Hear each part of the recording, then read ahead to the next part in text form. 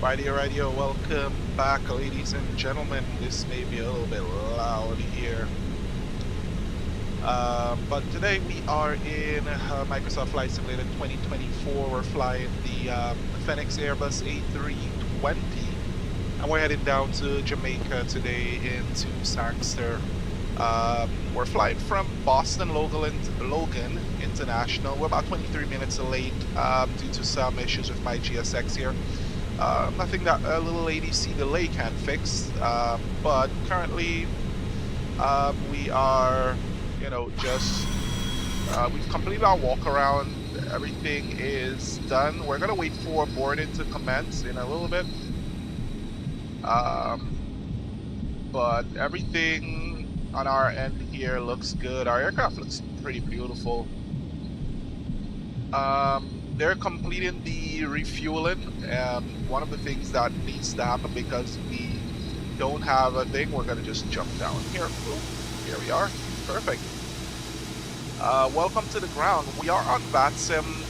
There is ground controllers. Intel Pentium inside. Wow. But yeah, we are on the ground here. Usually the little walkarounds that we do, not as interesting as when we do it in the FS Labs A320. It's not as interesting as when we do it in the FS Labs A321, because you know what you're looking for. You're looking for certain abnormalities, and the abnormalities do work out for you. Especially when you are checking out certain abnormalities on the aircraft. Like, for example, if we're looking at certain damages that happen on the aircraft, certain damages that happen with the aircraft, certain things like the aircraft being or having little dents, little dings, little damages. Hang on one second.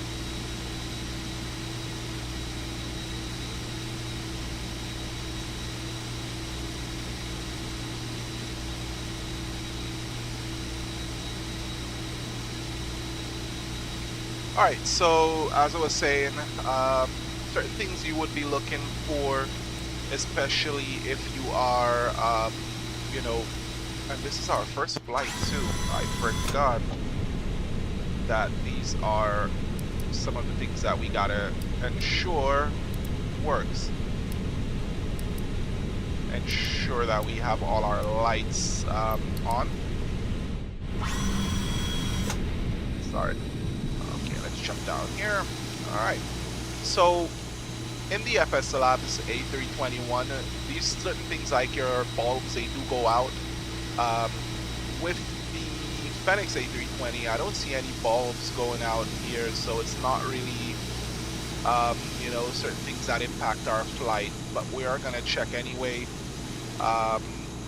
Checking out our engine here, their spinner is spinning very fast. I'm not gonna stick my hand in there, so it's spinning free, it's free flowing. We don't see any damage, well, too much damage. There are a few dings, a few scratches right here, but no damage, visible damage to the outer cowling and also the interior of the engine. I can't see the fan blades. I cannot see the fan blades because they're spinning too fast. I'm not going to stop it with my hands. I don't want to stick your hands in there. We're taking a look at the exterior of the engine cowling here. We're not able to click these. Not able to. Those don't work. I'm hoping that they are able to make them work sooner or later. The Fenix team, if you guys are interested, that's a good thing that you should add, especially if you walk around. We're looking at the leading edge of the wing here, taking a look, verifying that we don't see any damages to the leading wing or the underside of the wing. Our nav light is working, and I can see our strobes right there. Our shark light is looking perfect. Our ground crew is there observing the aircraft, making sure everything goes the way that it should. We're looking at the trailing edge of the wing, or the shark light itself. We're looking at our static wicks right there, which dissipates static electricity. We're looking at the trailing edge of the flap, and also some of our pylons here. Okay, so we're taking a look here at our wheels. Our tires look good. Well, they will always look good. They don't wear down. Brakes looks good. Well, not good, but these supposed to be out a little bit more. They look like they're right on the verge of being finished, but it's okay. It's the Fenix team. We leave it at that. I'm not gonna nitpick too much on what we're gonna be doing here today. Checking out the flaps. It looks like the flaps and tracks are looking good. Belly of the aircraft. The aircraft is pretty clean. It's almost It's almost like it's brand new. It's shiny. We do have the little rust streaks right there. The grime that's going on. All right, we're looking at the trailing edge, or the leading edge, sorry, of our elevator right here. It looks good. Our trailing edge of the elevator, we do have our static wicks on, so none are missing or looks damaged. We're looking at our APU. We do have all the lights on, so our strobe light is flashing right there. Looking at the rudder looks good. It is deflected left because we don't have any hydraulic power, which is you know, being pushed through to that. All right, and our flap or our rudder is deflected to the left there. All right, we're looking at our elevator here. Still looks good as our other elevator over there. Copy paste right there, and we're coming around, making sure that we're not going to be hitting ourselves. All right, looking at the leading edge, sorry, of the elevator, making sure that everything looks good on our end. Everything looks good here. All these are closed. They are refueling. This is the bulk cargo door. This is the aft cargo door. Belly of the aircraft looks good. Doesn't look like anything gets knocked off. Our antennas are looking mighty fine. Trailing edge of the flaps looks good on the starboard side, on the right side of the wing, and we do have our sharklet, which looks pretty nice and decent. Looks like our strobe light on the right side is working perfectly fine. Our nav light looks good, and we can see the leading edge looks beautiful. I'm not gonna try to get around these guys. Let us run around so that we don't disturb them while they're doing what it is that they're doing. Alright, so we're taking a look at the remainder of the engine. Engine cowling looks beautiful. Can't see the fan blades again. They're free spinning. The winds are a little bit high here in Boston. So the winds are going, or the fan blades are spinning, so I'm not going to stick my hand in there. Alright, we have our diffuser here, which will help with the lift. Also trailing leading edge, trailing leading edge of the wing looks perfect. There is a little bit of scuff mark right there. Gonna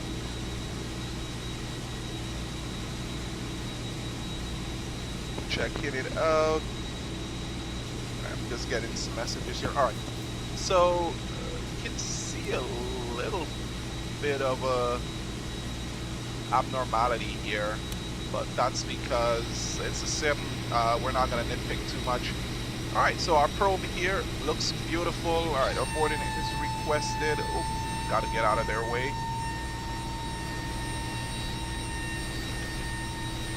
Alright, forward cargo is being opened right now. Doors look good, and our radome looks perfect. We do have a little bit of scuffs here, but that is to be expected. You're flying pretty fast in this aircraft. So our front wheel and tire still looks good. We're chalked up, and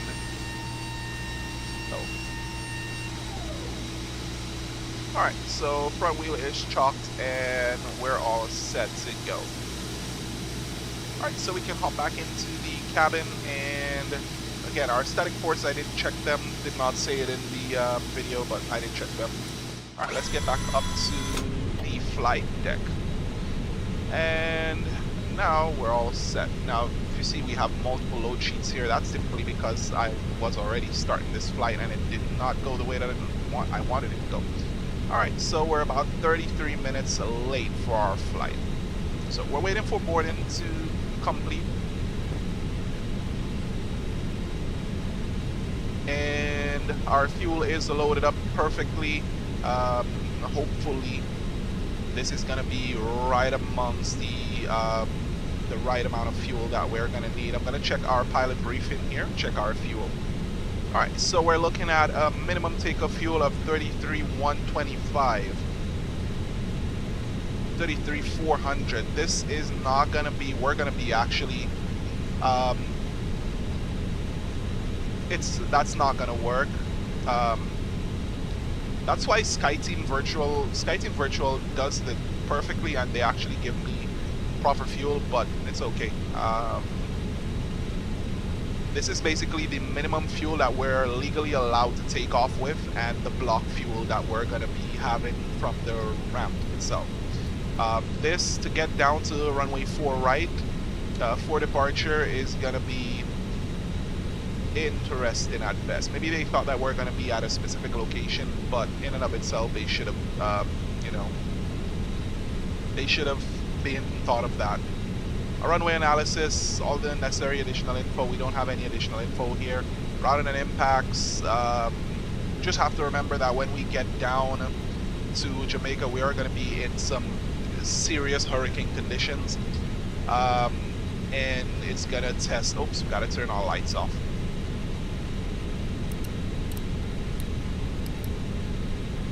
All right, beacon is off. Strobe lights are off. Fuel in is complete, so we're gonna go ahead and complete our turn on all our fuel pumps. To get my checklist set up for the Airbus A320.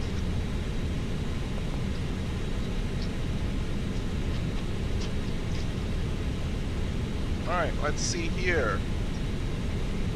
After landing, pre-flight checklist. There we go. Nice and symmetrical. There we go. All right, so our walk around is completed. So we're gonna go ahead with our pre-flight checklist. Our parking brake is set to on. Weather radar systems are off. Predictive wind shear is off. Spoilers are disarmed and retracted. Flaps are retracted. Engine mode selector is normal. Engine master is off. Thrust levelers are at idle. Transponder mode is on standby. Anti-skid is on. Landing gear lever is down. Wipers are off. And our pre-flight checklist is completed. Alright, our cockpit preparation. We already have our battery and external power on. APU fire test is going to be performed right now. Alright, APU fire test is complete. Crew supply is on, ground control is on, evac is set to captain and purser. Aiders 1, 2, and 3, they're on nav. Cockpit lights are as required. Nav and logo lights are on. No smoking signs are set to on. Emergency lights are armed. Our EFB is set up. Our annunciator lights test. Alright, so check all our lights, make sure that there are no bulbs out. Check our flight guidance panel right here. Alright, check the center console. Everything looks good.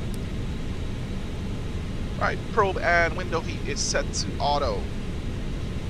Air condition is as required. Anti-ice is off. Fuel pumps are on. Doors are opened. Our cargo test. Check. Acute brake pressure is checked out here. We got good brake pressure. ECAM status is checked. ECAM recall. Normal. Checked. Radio panels are set up. We gotta get our ground. It's 121.9. So we're gonna switch to 121.9 for ground for push. I'm just taking a look at our to see how our thing is looking. All right, let's go to Fenix. Mass and balance. We're at 90. We're at 100. We got 47 more passengers to load. All right, so power reference is set. EFIS flight directors constraint arc to 10 nautical miles. That is set, constraint, everything is set, and we're all good. Flight mode guidance system is set up. Alright, and speed, heading, and altitude selected. Alright, so our heading for runway 4 right. Let's go ahead and get that pulled up. I'm going to use my Navigraph charts here. And let's see if I can get it pulled up. I don't have it pulled up on my stuff here because I was looking at it from the Fenix. Alright, Boston.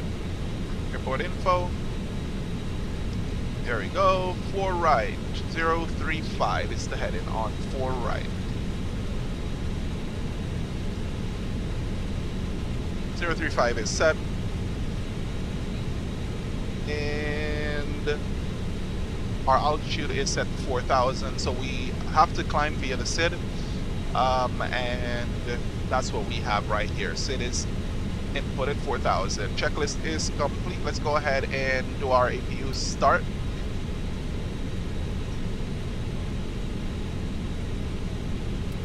So our APU is going in start. So that's APU windows and doors. Our doors are still opened.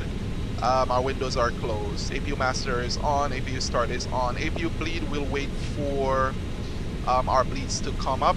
And our squawk is going to be set in a minute. Let's go ahead and close. Our passengers are going to their seat. Alright, so we're going to close our doors.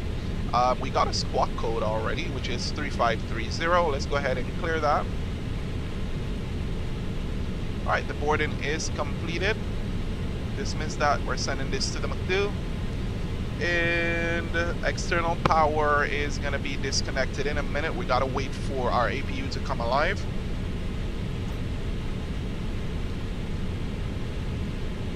Let them complete that. While we're waiting for the APU to come alive, let's go ahead and do our departure performance. We're going to sync that load sheet to final, and then we're going to calculate. There we go. 1 and down 0.1. We're going to send this to the McDo, make it a lot easier for us. Company message right there. We are taking a look at our load sheet. We'll accept that. APU is available. APU bleed is on. External power is disconnected. Alright, seatbelt signs are on.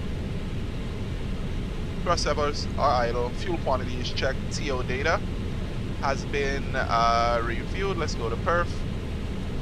Check our TO data is in. Transponder mode, we're setting that to auto. Beacon lights are going on right now. Engine mode selector is going to ignition, start.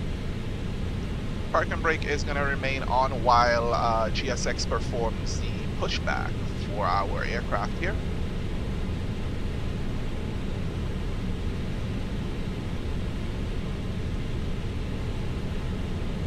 Hopefully they remember to do that pushback. The view is on. And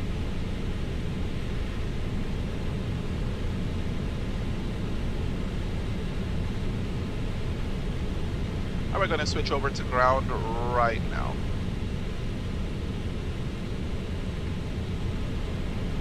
Right, we're on ground and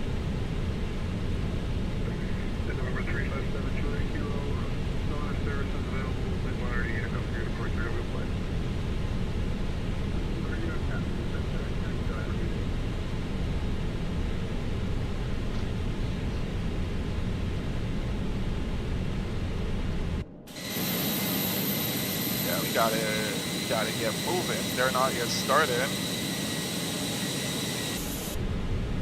Alright, let's go ahead and we'll leave that as is. APU lead is on, making sure that everything where it should. They should start our pushback already. They are not.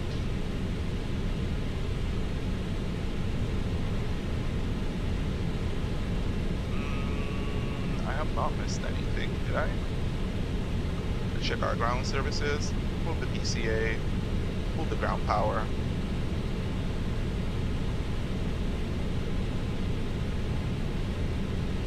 Get rid of the jetway. Alright, let's go ahead and just let them know that we're ready for pushback and departure, should we?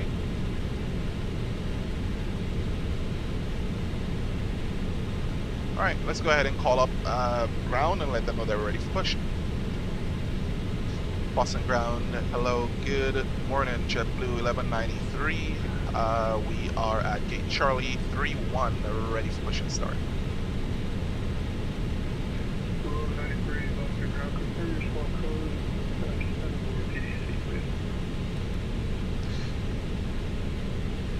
Yes, sir, squawk code is confirmed 3530.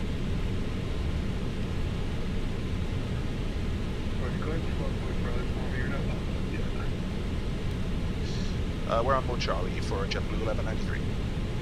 Jetblue 1193, there you are, Boston ground. Good afternoon. Push and start on the ramp at your discretion, advise by track. Push and start at my discretion. We'll call for taxi for Jetblue 1193. Thanks.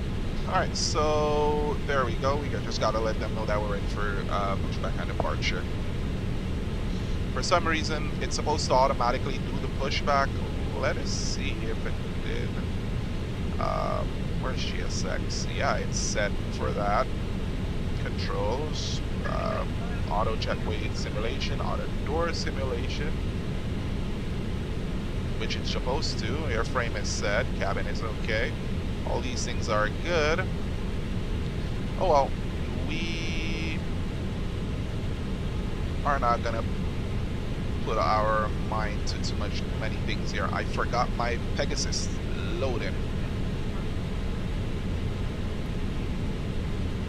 I forgot to load Pegasus. That is interesting. Alright, but we're loading our A-cars right now so that we can do our push.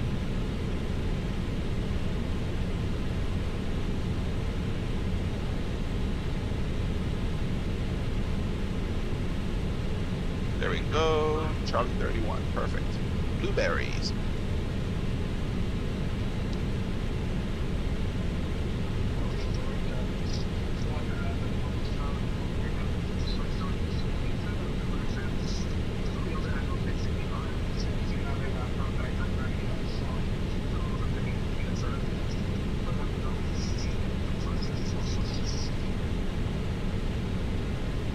Alright, we need to remove our chocks. That is interesting. Chocks are off. Okay, that's what happened. I thought I turned it on and I turned it off. Okay. Alright, so we're gonna go ahead and perform our pushback and start, which is Master 2. Let's go ahead and engage. Mistakes are made, and GSX won't do anything unless we engage it.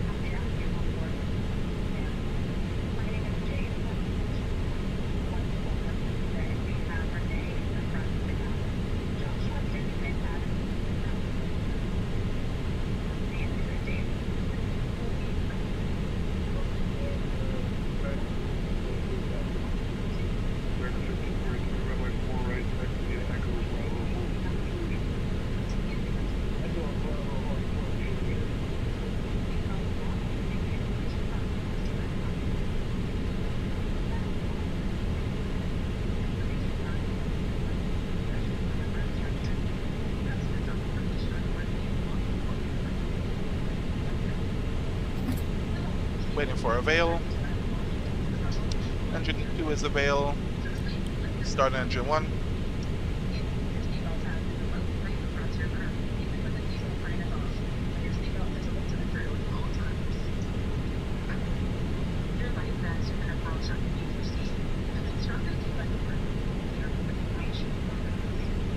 Brakes are set.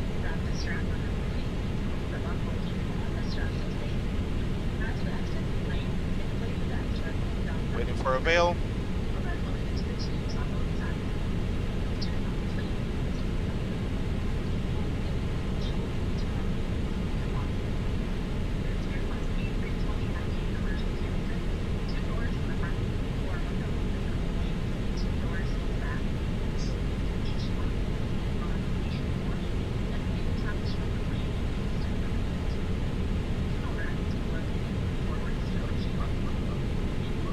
Currently, we're waiting for our engines to stabilize.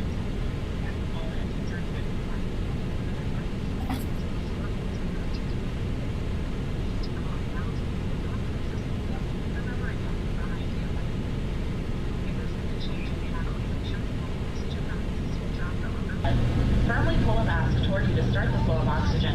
Remove any face coverings and place the oxygen mask over your nose and mouth. Pull the elastic band around your head and tighten using the straps on both Engine 1 sides. is available. Oxygen will be flowing even if the bag does not inflate. Engine mode selected to normal. Our APU bleed is off. APU master switch is off. If you have any questions about Flight this plane's safety features, controls don't hesitate to ask. right We'll be now. coming down the aisle now for one last check before taking off. Full left. So please make sure that your seatbelt is fastened, Full right. your seat back is upright, your tray table is stowed, Full up. and all of your carry-on items are securely put away. Full down. Smoking, Neutral. including electronic Rudder. cigarette use or vaping is never allowed on Full left. JetBlue. Tampering with, disabling, Full right. or destroying Neutral. smoke detectors in restrooms Pitch is a trim federal offense and will is result in a fine. down This 0.1 plane set. has 3 Rudder restrooms, trim. one in the front and 2 in the back. Input changing tables Reset can be 0. found in the front restroom and in one of the restrooms in the back Anti-exercise if needed. required. Flight instruments are checked, and that checklist is All of our planes here at complete. JetBlue are equipped with free unlimited high-speed Wi-Fi. To connect, select the Fly-Fi network, then manually head to flyfi.com in your browser once we've ascended through 10,000 feet. You can also glance at the Alrighty, yo, so we're all set and we're ready for Please keep taxi. in mind that making calls of any type while in flight is not allowed, and this includes voice or video calls with Ground mobile JetBlue apps, 1193, Wi-Fi ready for calling, taxi. or the use of a video conferencing service. JetBlue 1193, runway 4 right, taxi via Charlie, Bravo, hold short, Juliet. Headphones for your personal devices. Right, taxi 4 right via Charlie, Bravo, hold short of Juliet, JetBlue 1193. Alright, American 1542, no so further we are services cleared for available. taxi. Frequency change Let's go ahead and pull up our chart. Frequency change, we'll see. Let's see ground charts, airport info. Let's do zoom in. Alright, so we're Charlie, Bravo.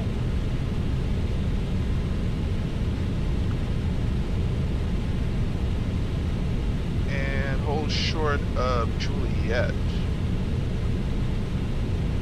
Alright, brakes are off. Alright, let's go. Taxi lights set to on. Runway turn off is set to on. Strobe set to auto. TO config. Check normal.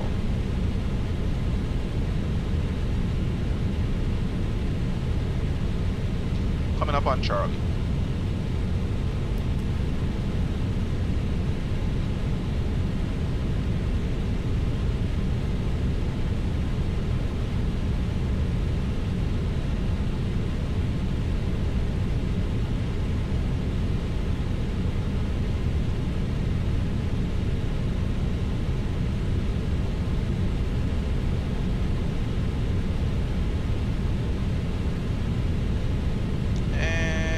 We're heading down to Bravo.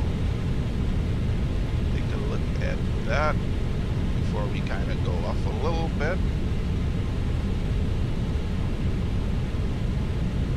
Ourselves and welcome you to JetBlue. We're very happy to have you on board with us this afternoon. My name is Jade. I have the pleasure of working with a wonderful flight crew today. We have Renee in the front of the cabin, Joshua standing mid-cabin, and Valentine at the back. Our captain's name is David Geisick, and he'll be assisted by First Officer Dante Hess on our 4-hour, 15-minute Oh, there we're going to go ahead and ensure that everything else is the way that it should be. Our auto brake is set to max. Priority. Please give us your attention while we walk you through this plane's safety features. Please follow along with the safety information card in your seatback pocket. And TO config is normal. Predictive wind shear. We'll go ahead and turn that on. And especially crew member instruction. Customers are encouraged to report any unwelcome or inappropriate behavior to an in-flight crew member. To buckle your seatbelt. Alright, we'll pause that. That is not from the aircraft here right now. Not sure why it went off. But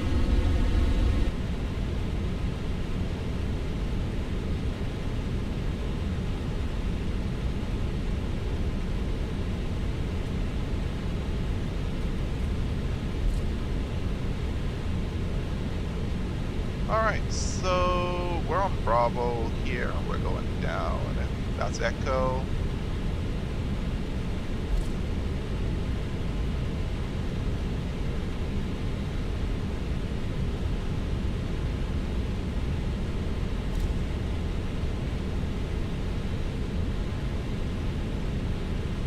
where we have Juliet again. Alright, we'll keep going down 4 right. JetBlue 1193, now further 8 seconds available for initiation for Right here, we're going over to CTAF. Thanks for the help. See you. Alright, so audio here seems to be alright. It looks like it's still working, but looks like we lost audio comp.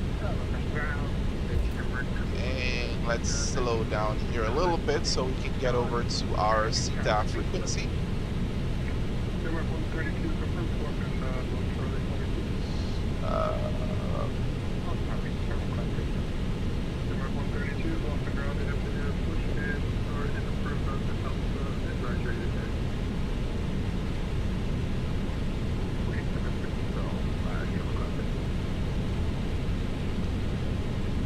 Alright, let's see. 1288.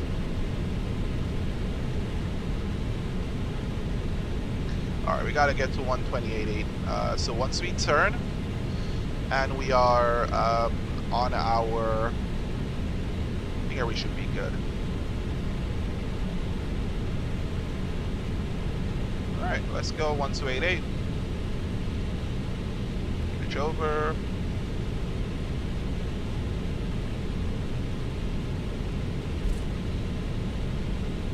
Switch over, 1288. There we go.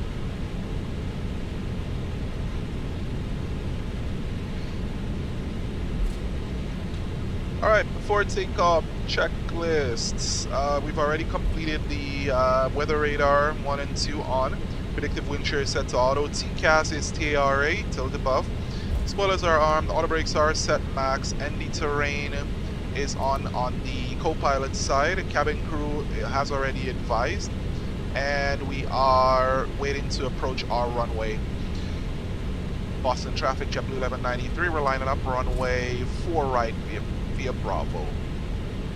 Alright, so we have notified and we have 4 right ahead of us. And our approach path looks clear. Nothing on TCAS. So we should be all set to go. Hopefully we don't have any ridiculous bumps here on the runway.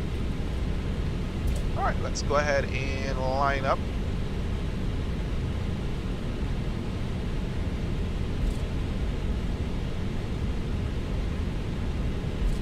Alright, there we go. Our brakes are on. Alright, ready to go. Strobe lights set on.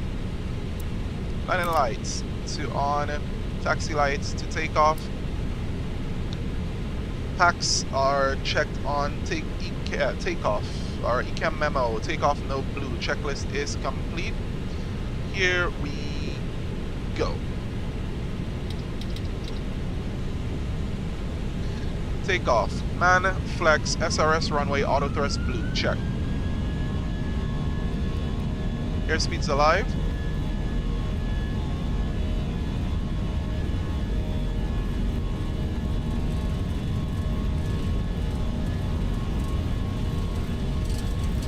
.100 knots.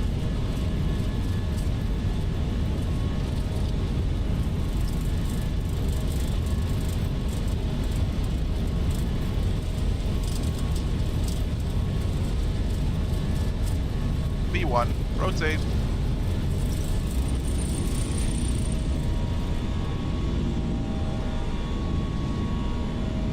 Positive rate. Gear going up. Switch it to nav. And we're going to be pitching for our flight directors. Autopilot on, autopilot in command.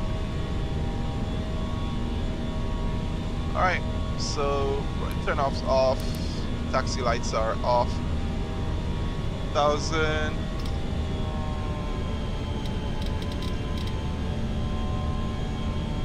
And climb thrust.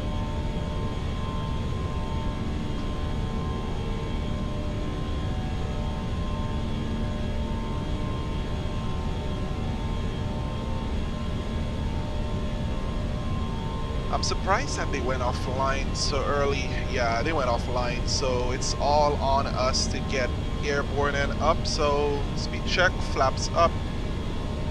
All right. Spoilers disarmed, flaps are up, gear up. Alright, after takeoff checklist, landing gear is retracted, thrust set climb, spoilers disarmed, AP1 on, and check auto thrust is on. Check it through here, AP1, flight director 1 and 2, auto thrust is on. Packs are on, flaps retracted, anti-ice is as required, stereo lights, runway turn off, and nose light is off. Checklist is complete.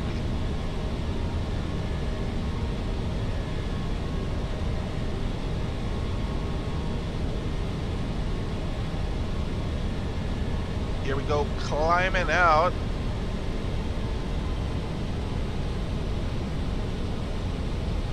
Gonna keep climbing up to flight level 200.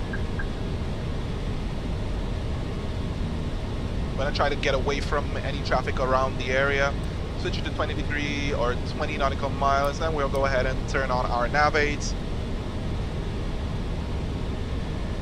We're climbing to flight level 340 initially, and then we will be stepping up to a higher altitude once the aircraft deems it to be...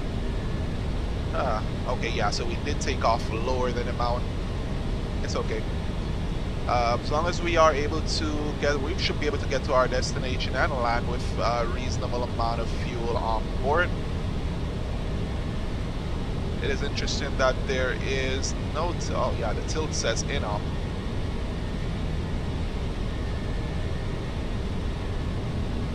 So it doesn't look like we got rain, but we got clouds, heavy clouds.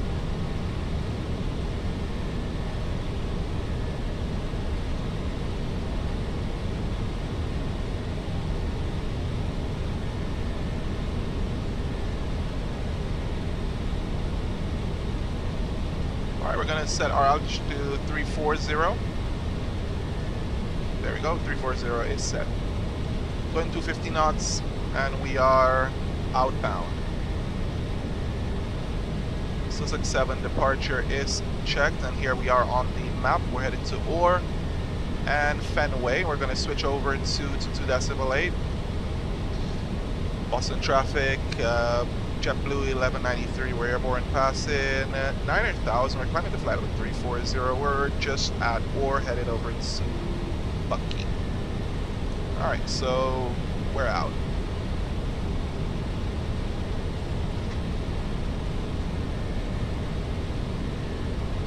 Alright, coming up on 10,000. 10,000 feet, landing lights going off. So we'll keep our seatbelt signs on. Landing lights are out.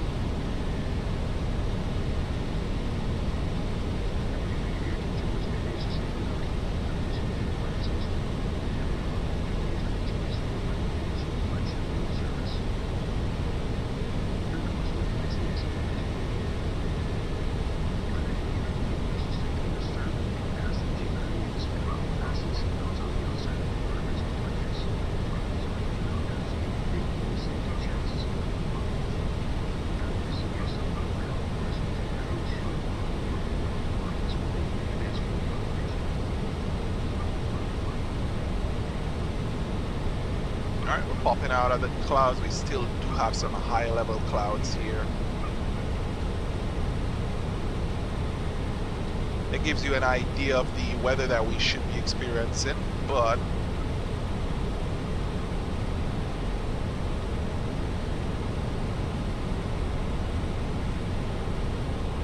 alright, so climb. We have not gone through barrow transition altitude yet, but landing lights are off. Seatbelt signs are remaining on. Anti-ices as required. They're remaining off for the time being until we get notified of icing condition, and waiting for transition altitude for our checklist to complete.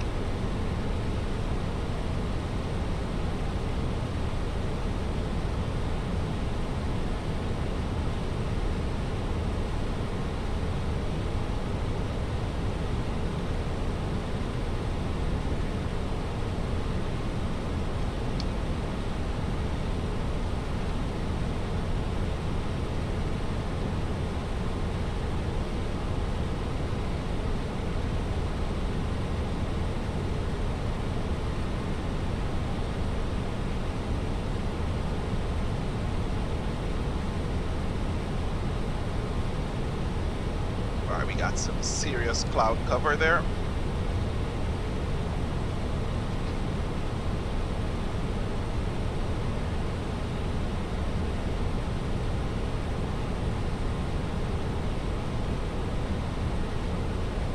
Normally I would do this in flights in 2020, however 2024 for me I feel has a little bit better weather depiction, reduces the risk of me having to turn on Rex weather and messing up my entire weather engine, or weather prediction, sorry.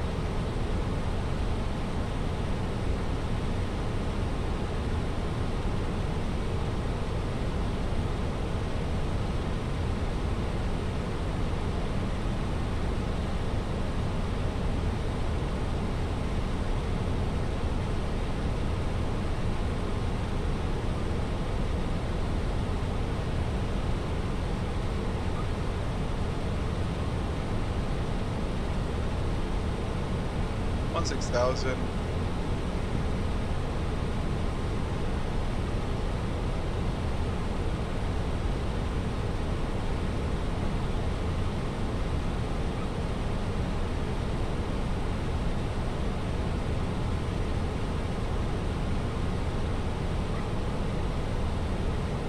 Alright, so we're right about here. We're heading over to Sosox, and then we'll be completing our full arrival here in a second. So again, we're heading down to Sangster International. Pretty decent, I would say decent flight. Pretty decent flight time.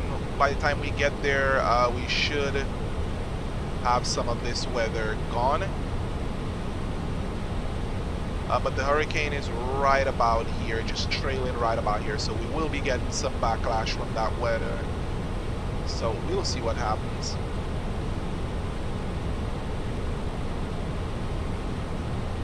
Zoom out here for us to see our centers. Alright, transition altitude, full standard set. Getting a little bit of wind change here. The wind did change immediately. So we're supposed to be having a tailwind, it just popped off to the other side. Alright, so we have crossed our transition altitude, so our standard is set and that climb checklist is complete.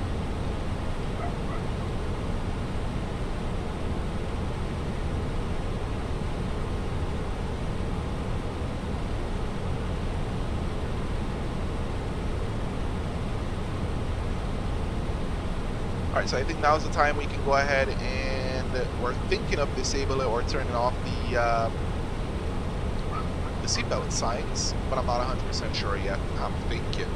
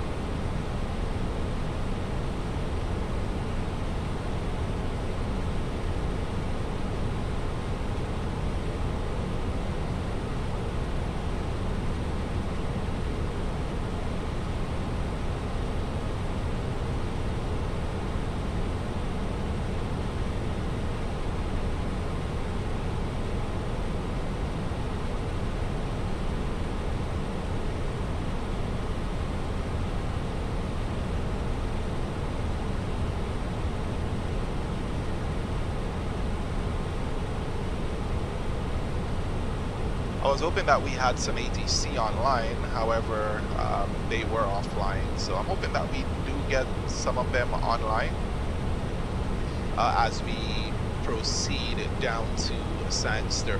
Now, we will be cruising and we will be flying here with at least no interruptions with you guys in terms of the flight.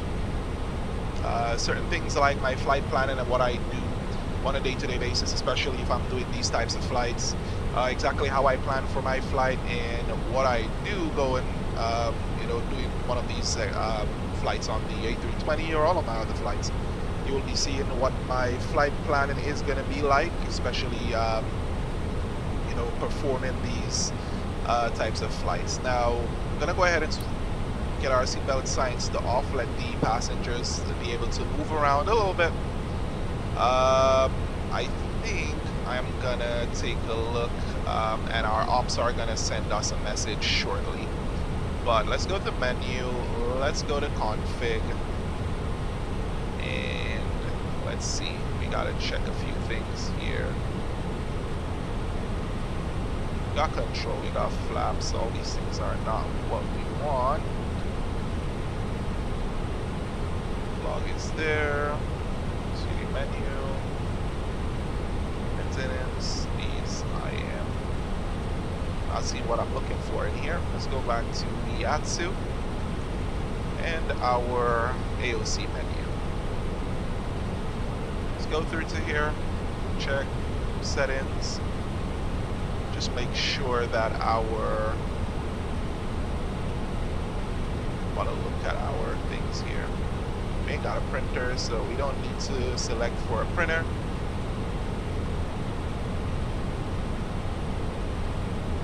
And let's go back to Fenix. No, sim settings. I don't see anything here that said that, didn't you? Alright, we're aboard. This is our flight. Let's check our METAR arrival. We have no weather available for our arrival. That is... yeah, obviously they won't have any information yet, but we'll have to get it from other sources.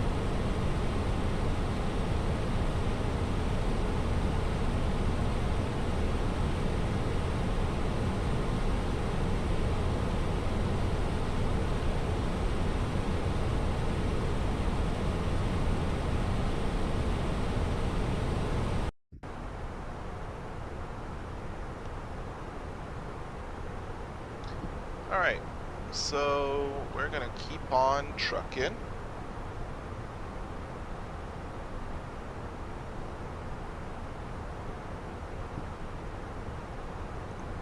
And let's see where we go from here.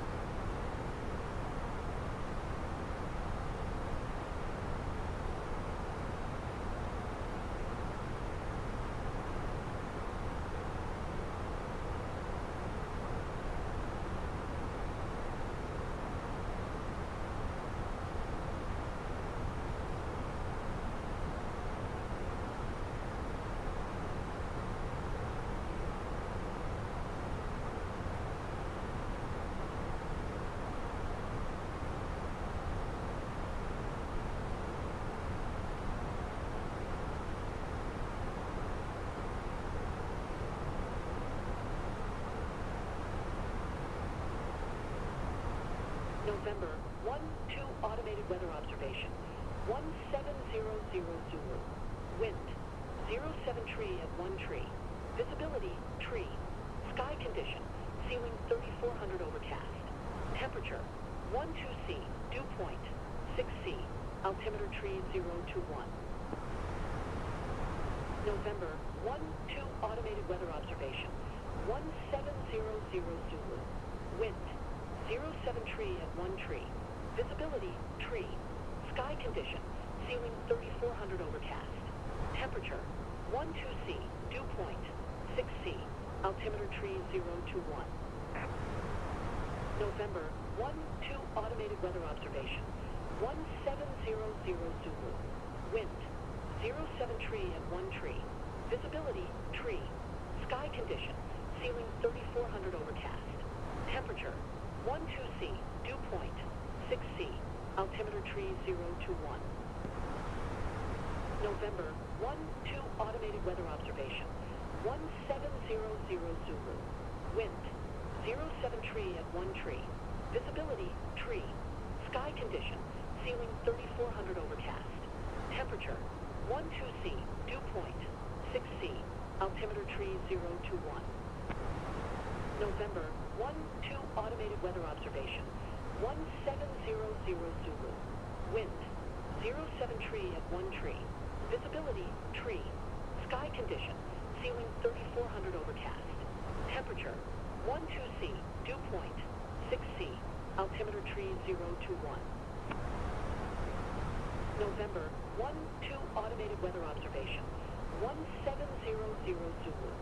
Wind 07 tree at 1 tree. Visibility tree. Sky condition ceiling 3400 overcast. Temperature 12C. Dew point 6C. Altimeter tree 021. November 1-2 automated weather observation. 1700 Zulu. Wind 07 tree at 1 tree. Visibility tree. Sky condition ceiling 3400 overcast. Temperature 12C. Dew point 6C. Altimeter tree 021. November 1-2 automated weather observation. 1700 Zulu. Wind 07 tree at 1 tree. Visibility tree. Sky condition ceiling 3400 overcast. Temperature 12C. Dew point 6C. Altimeter tree 021. November 1-2 automated weather observation. 1700 Zulu. Wind 07 tree at 1 tree. Visibility tree. Sky condition ceiling 3400 overcast. Temperature 12C. Dew point 6C.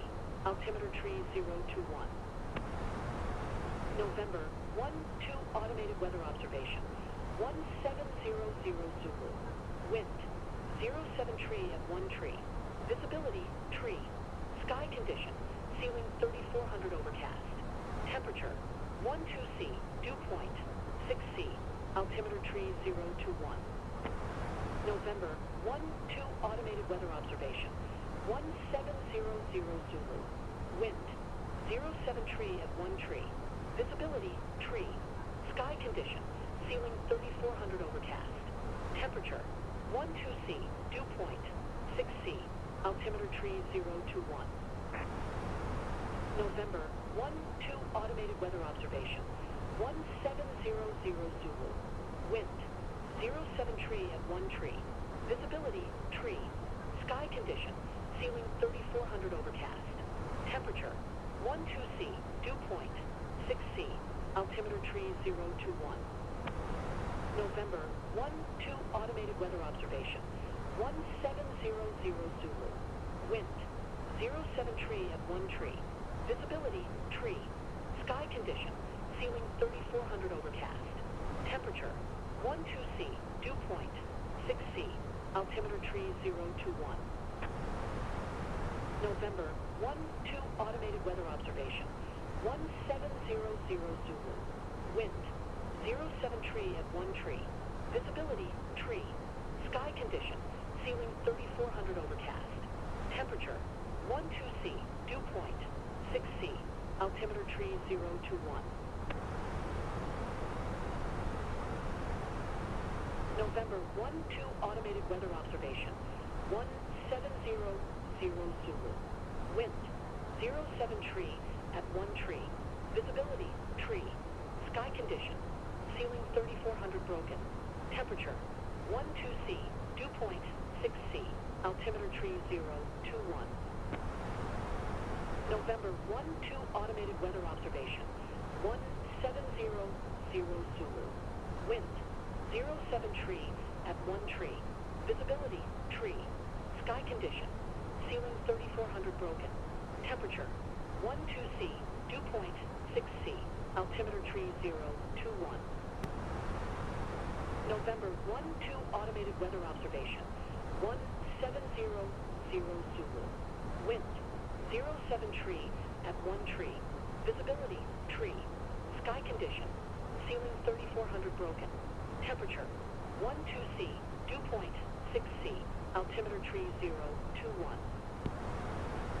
November 12 automated weather observation. 1700 Zulu. Wind 07 tree at 1 tree. Visibility tree. Sky condition. Ceiling 3400 broken. Temperature 12C. Dew point 6C. Altimeter tree 021. November 12 automated weather observation. 1700 Zulu. Wind 07 tree at 1 tree. Visibility tree. Sky condition. Ceiling 3400 broken. Temperature 12C. Dew point 6C. Altimeter tree 021. November 12 automated weather observation. 1700 Zulu. Wind 07 tree at 1 tree. Visibility tree. Sky condition. Ceiling 3400 broken. Temperature 12C. Dew point 6C. Altimeter tree 021.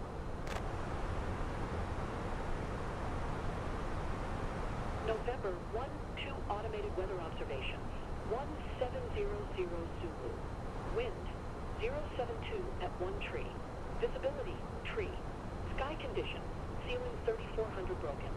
Temperature 12C. Dew point 6C. Altimeter tree 021.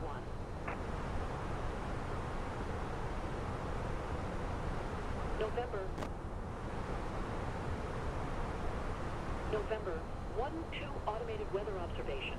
1800 Zulu. Wind 072 at 1 tree. Visibility tree. Sky condition. Ceiling 3400 overcast. Temperature 12C. Dew point 6C. Altimeter tree 021. November 12 automated weather observation. 1800 Zulu. Wind 072 at 1 tree. Visibility tree. Sky condition. Ceiling 3400 broken. Temperature 12C. Dew point 6C. Altimeter tree 021. November 12 automated weather observation. 1800 Zulu. Wind 072 at 1 tree. Visibility tree. Sky condition. Ceiling 3400 overcast. Temperature 12C. Dew point 6C. Altimeter tree 021. November 12 automated weather observation. 1800 Zulu. Wind 072 at 1 tree. Visibility tree. Sky condition. Ceiling 3400 overcast. Temperature 12C. Dew point 6C. Altimeter tree 021. November 12 automated weather observation. 1800 Zulu. Wind 072 at 1 tree. Visibility tree. Sky condition. Ceiling 3400 overcast.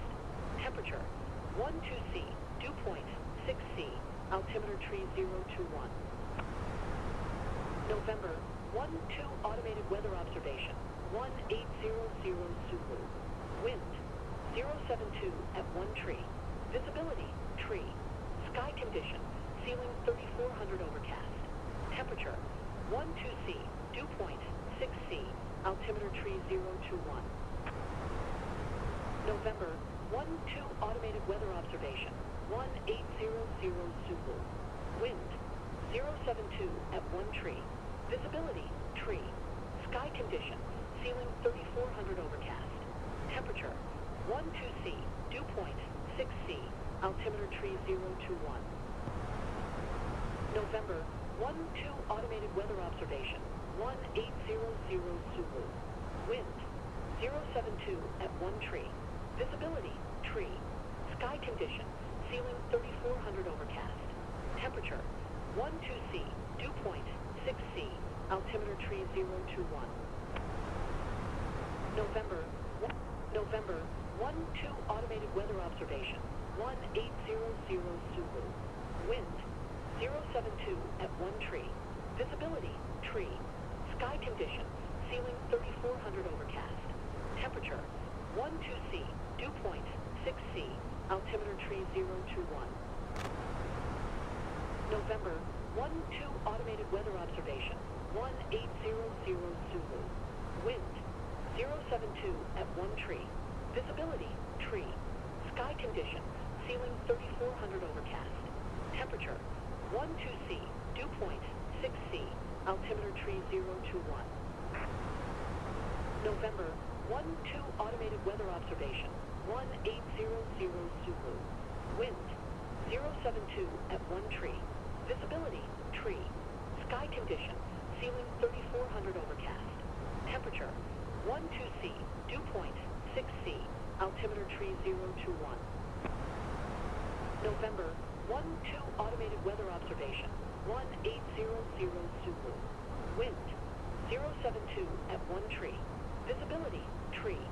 Sky conditions, ceiling 3400 overcast. Temperature, 12C, dew point, 6C, altimeter tree 021. November, 12 automated weather observation, 1800 Zulu. Wind, 072 at 1 tree.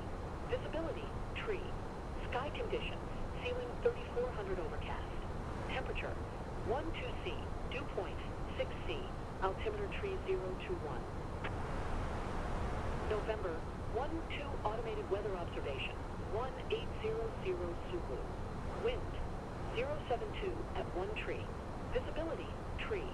Sky conditions, ceiling 3400 overcast. Temperature, 12C, dew point, 6C, altimeter tree 021. November, 12 automated weather observation, 1800 Zulu. Wind, 072 at 1 tree. Visibility, tree. Sky conditions, ceiling 3400 overcast. Temperature, 12C, dew point, 6C, altimeter tree 021. November, 12 automated weather observation, 1800 Zulu. Wind, 072 at 1 tree. Visibility, tree. Sky conditions, ceiling 3400 overcast. Temperature, 12C, dew point, 6C, altimeter tree 021. November, 12 automated weather observation, 1800 Zulu. Wind, 072 at 1 tree. Visibility, tree. Sky conditions, ceiling 3400 overcast. Temperature, 12C, dew point, 6C, altimeter tree 021. November, 12 automated weather observation, 1800 Zulu. Wind, 072 at 1 tree. Visibility, tree. Sky conditions, ceiling 3400 overcast. Temperature, 12C, dew point, 6C, altimeter tree 021. November, 12 automated weather observation, 1800 Zulu. Wind, 072 at 1 tree. Visibility, tree. Sky conditions, ceiling 3400 overcast. Temperature, 12C, dew point, 6C, altimeter tree 021. November, 12 automated weather observation, 1800 Zulu. Wind, 072 at 1 tree. Visibility, tree. Sky conditions, ceiling 3400 overcast. Temperature, 12C, dew point, 6C, altimeter tree 021. November, 12 automated weather observation, 1800 Zulu. Wind 072 at 1 tree. Visibility tree. Sky conditions ceiling 3400 overcast. Temperature 12C, dew point 6C, altimeter tree 021. November 12 automated weather observation 1800 Zulu. Wind 072 at 1 tree. Visibility tree. Sky conditions ceiling 3400 overcast. Temperature 12C, dew point 6C, altimeter tree 021. November 12 automated weather observation 1800 Zulu. Wind 072 at 1 tree. Visibility tree. Sky conditions ceiling 3400 overcast. Temperature 12C, dew point 6C, altimeter tree 021. November 12 automated weather observation 1800 Zulu. Wind 072 at 1 tree. Visibility tree. Sky conditions ceiling 3400 overcast. Temperature 12C, dew point 6C, altimeter tree 021. November 12 automated weather observation 1800 Zulu. Wind 072 at 1 tree. Visibility tree. Sky conditions ceiling 2700 overcast. Temperature 12C, dew point 6C, altimeter tree 021. November 12 automated weather observation 1800 Zulu. Wind 072 at 1 tree. Visibility tree. Sky conditions ceiling 3400 overcast. Temperature 12C, dew point 6C, altimeter tree 021. November 12 automated weather observation 1800 Zulu. Wind 072 at 1 tree. Visibility tree. Sky conditions ceiling 3400 overcast. Temperature 12C, dew point 6C, altimeter tree 021. November 12 automated weather observation 1800 Zulu. Wind 072 at 1 tree. Visibility tree. Sky conditions ceiling 3400 overcast. Temperature 12C, dew point 6C, altimeter tree 021. November 12 automated weather observation 1800 Zulu. Wind 072 at 1 tree. Visibility tree. Sky conditions ceiling 3400 overcast. Temperature 12C, dew point 6C, altimeter tree 021. November 12 automated weather observation 1800 Zulu. Wind 072 at 1 tree. Visibility tree. Sky conditions ceiling 3400 overcast. Temperature 12C, dew point 6C, altimeter tree 021. November 12 automated weather observation 1800 Zulu. Wind 072 at 1 tree. Visibility tree. Sky conditions ceiling 3400 overcast. Temperature 12C, dew point 6C, altimeter tree 021. November 12 automated weather observation 1800 Zulu. Wind 072 at 1 tree. Visibility tree. Sky conditions ceiling 3400 overcast. Temperature 12C, dew point 6C, altimeter tree 021. November 12 automated weather observation 1800 Zulu. Wind 072 at 1 tree. Visibility tree. Sky conditions ceiling 3400 overcast. Temperature 12C, dew point 6C, altimeter tree 021. November 12 automated weather observation 1800 Zulu. Wind 072 at 1 tree. Visibility tree. Sky conditions ceiling 3400 overcast. Temperature 12C, dew point 6C, altimeter tree 021. November 12 automated weather observation 1800 Zulu. Wind 072 at 1 tree. Visibility tree. Sky conditions ceiling 3400 overcast. Temperature 12C. Dew point 6C. Altimeter tree 021. November 12 automated weather observation 1800 Zulu. Wind 072 at 1 tree. Visibility tree. Sky conditions ceiling 3400 overcast. Temperature 12C. Dew point 6C. Altimeter tree 021. November 12 automated weather observation 1800 Zulu. Wind 072 at 1 tree. Visibility tree. Sky conditions ceiling 3400 overcast. Temperature 12C. Dew point 6C. Altimeter tree 021. November 12 automated weather observation 1800 Zulu. Wind 072 at 1 tree. Visibility tree. Sky conditions ceiling 3400 overcast. Temperature 12C. Dew point 6C. Altimeter tree 021. November 12 automated weather observation 1800 Zulu. Wind 072 at 1 tree. Visibility tree. Sky conditions ceiling 3400 overcast. Temperature 12C. Dew point 6C. Altimeter tree 021.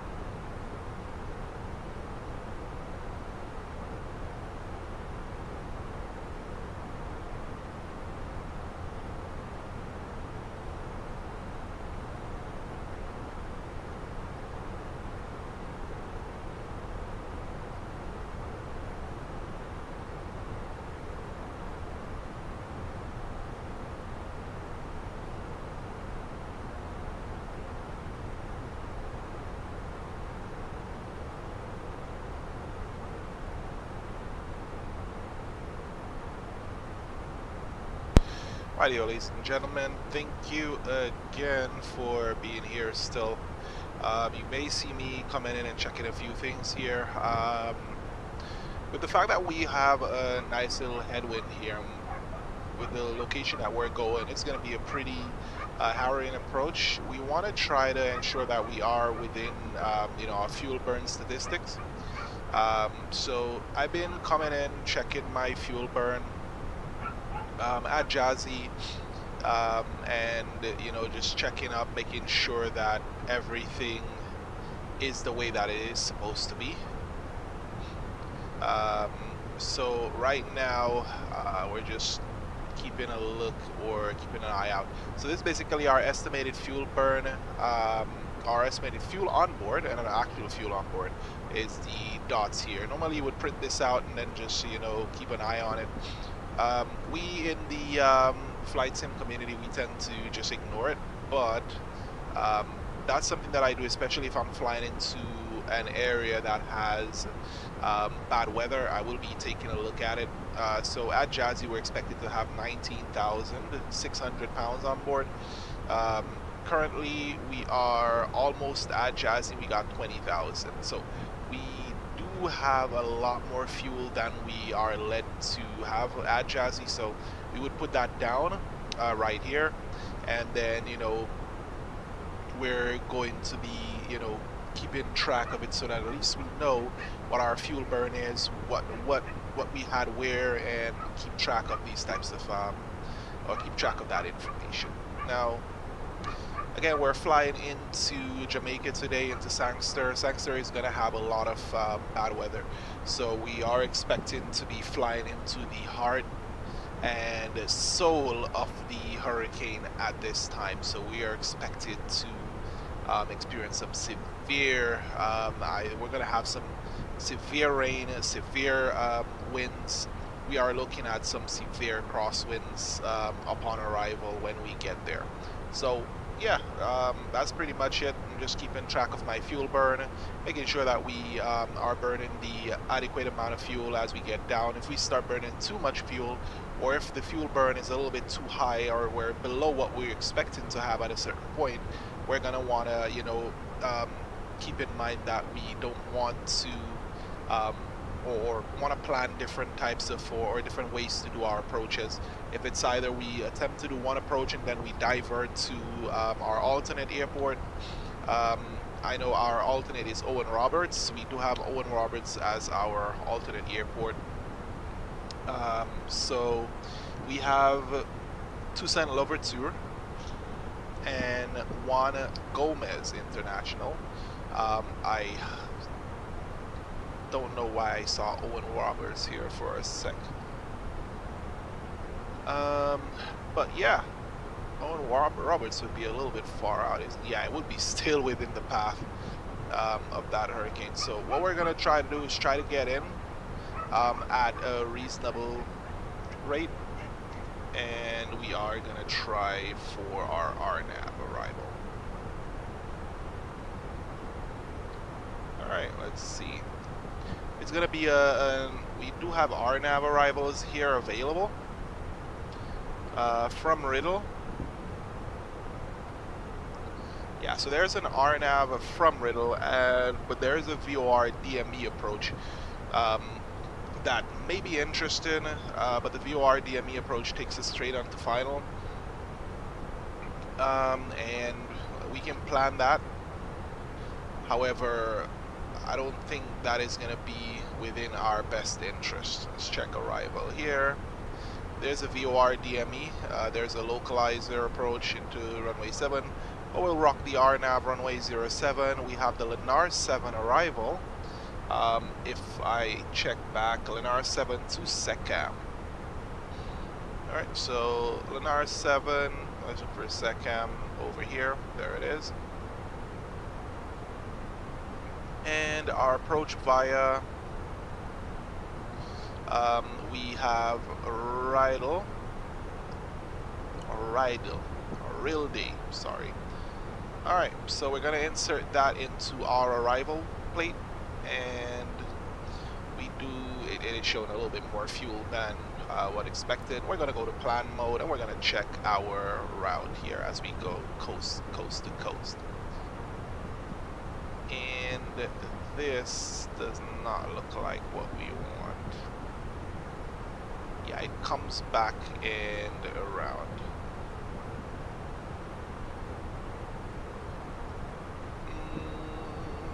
We're gonna take a look at this. Total Sechem. Then it is the D354M. Alright, we're gonna have to remove that arrival. We have the approach vias here, via arrival, and then that's basically it. But let's keep it. We're gonna try to make the adjustment. Second, then the 354 and then an intercept. Let's remove the intercept here. Let's clear this. Alright, it's gonna make some interesting things happen here, but we're gonna remove that D354M or H. M it actually shows. I'm gonna remove it so that we can clear our arrival here. So let's go back up to Sechem. That is going to take us into Lennar, and then we have Rydal, which Lennar goes over here.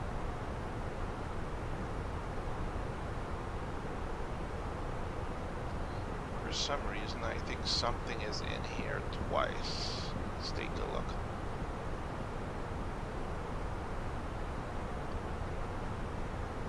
We are gonna have to remove Rydal because after Lennar it goes back to Rydal. Yep, there it is. So we're gonna remove Lennar, and then we're gonna insert, and then we're gonna go back. Yep, we're gonna go back and up to Sechem.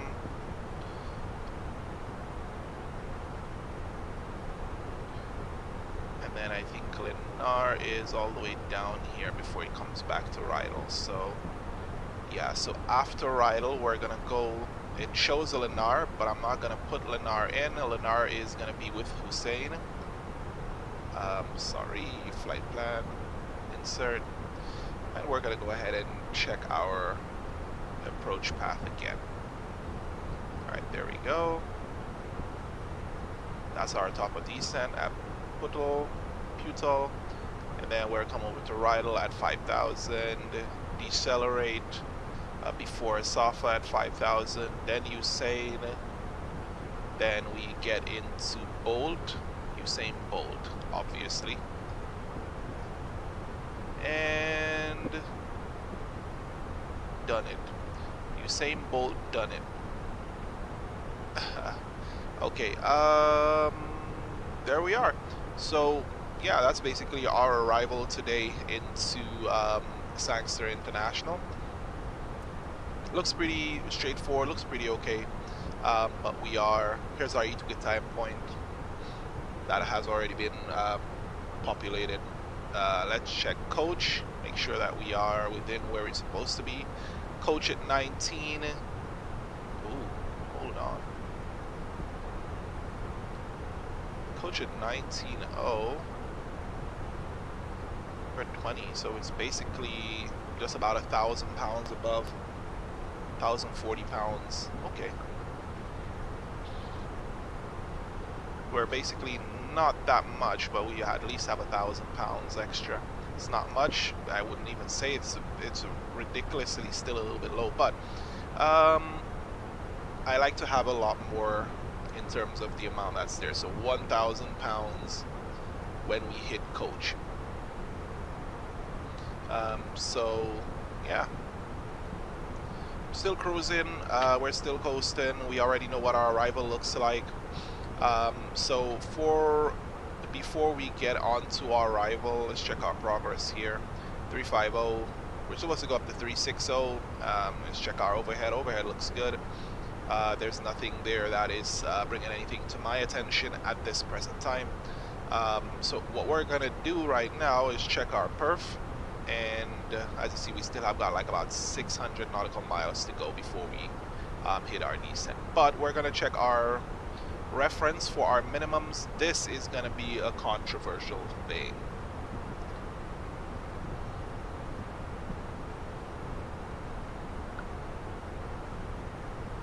This is gonna be the controversial thing right there. Let me check my chart overlay. Hopefully we can see the runway. So the decision altitude here is 840 feet.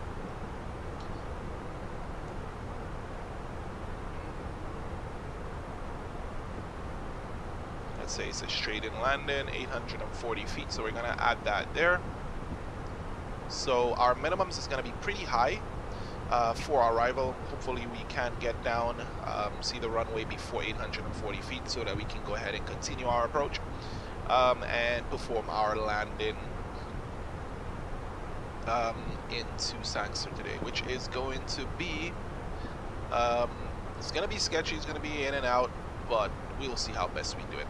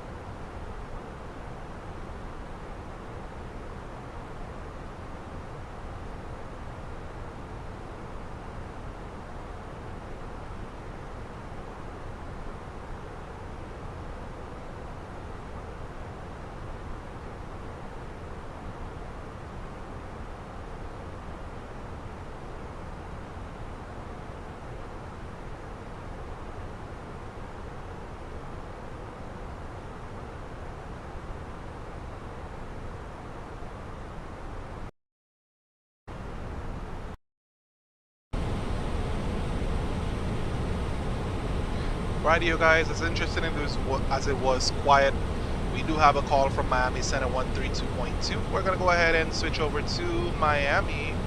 Something does not look right. Get it a little bit closer. Alright, 132.2.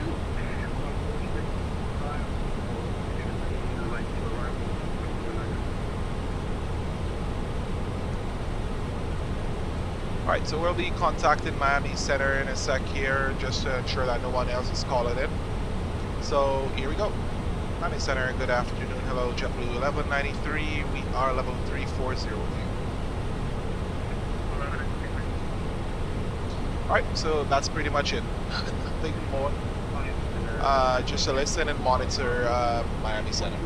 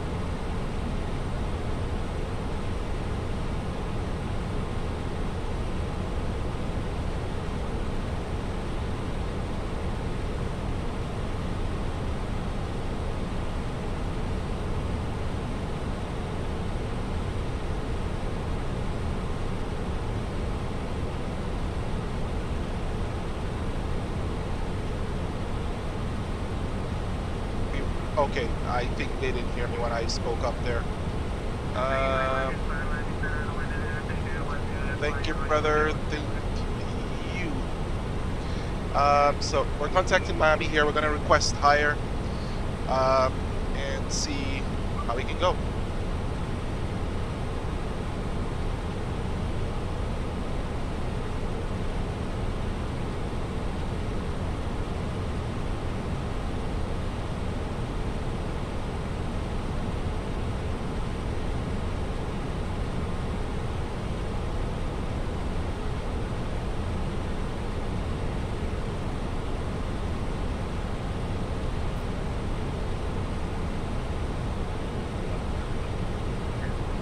All right, we're going to contact them to see if we can get higher.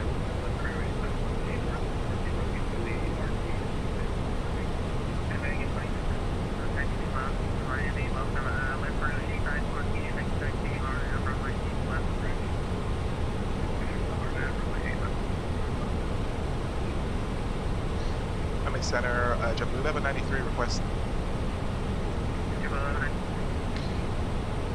JetBlue 1193 requesting flight level 360. 360 1193. Alright, so we got 360. We're going to go ahead and put thrust climb. And we are climbing up to our new cruise level of flight level 360.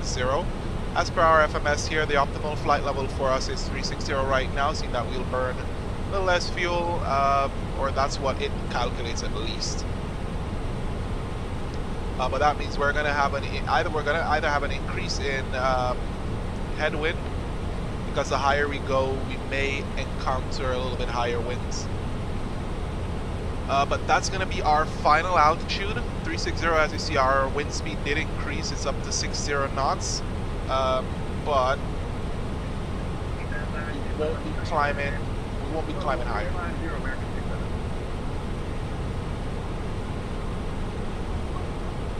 1,000 to go.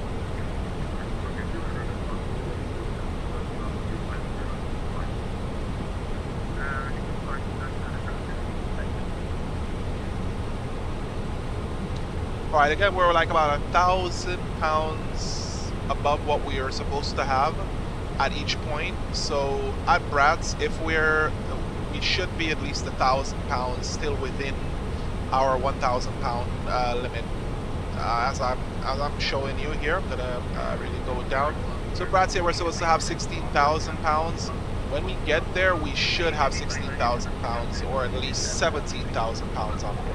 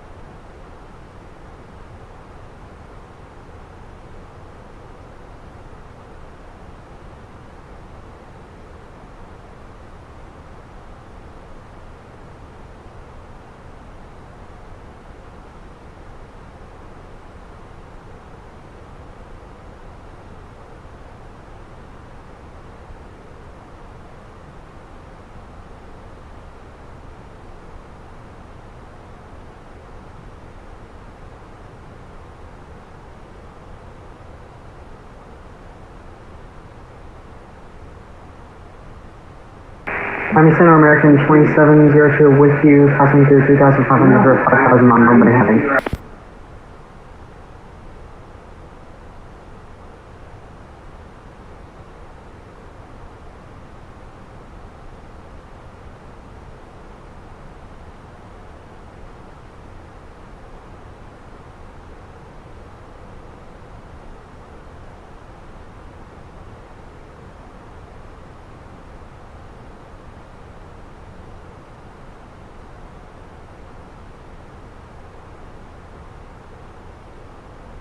Here. 370 American 1520. Land Peru 8514 to center maintain 3000, reduce speed to 210, moderate precipitation 12 o'clock 3 miles. Center maintain 3000 and 210 on the speed. Lift Peru 8514. American 2702, turn right heading 170. Right turn heading 170, American 2702.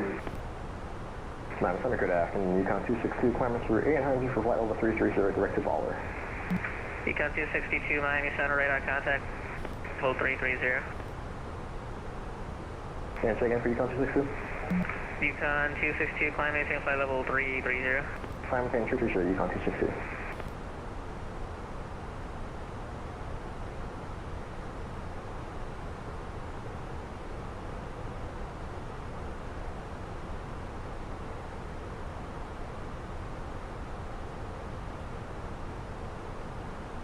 American 2702, flighting 130. Heading 130, American 2702.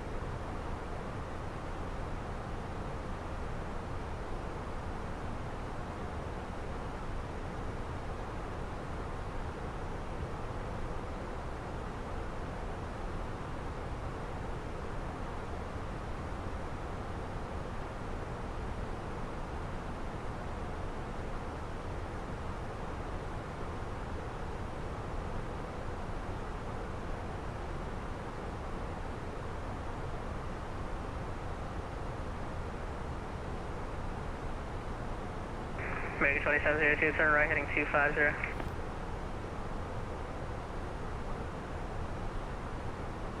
American 2702, turn right heading 250. Right turn heading 250, American 2702. Live Peru 8514, turn right heading 360. Right turn heading 360, lift Peru 8514. KLM 229, airline frequency.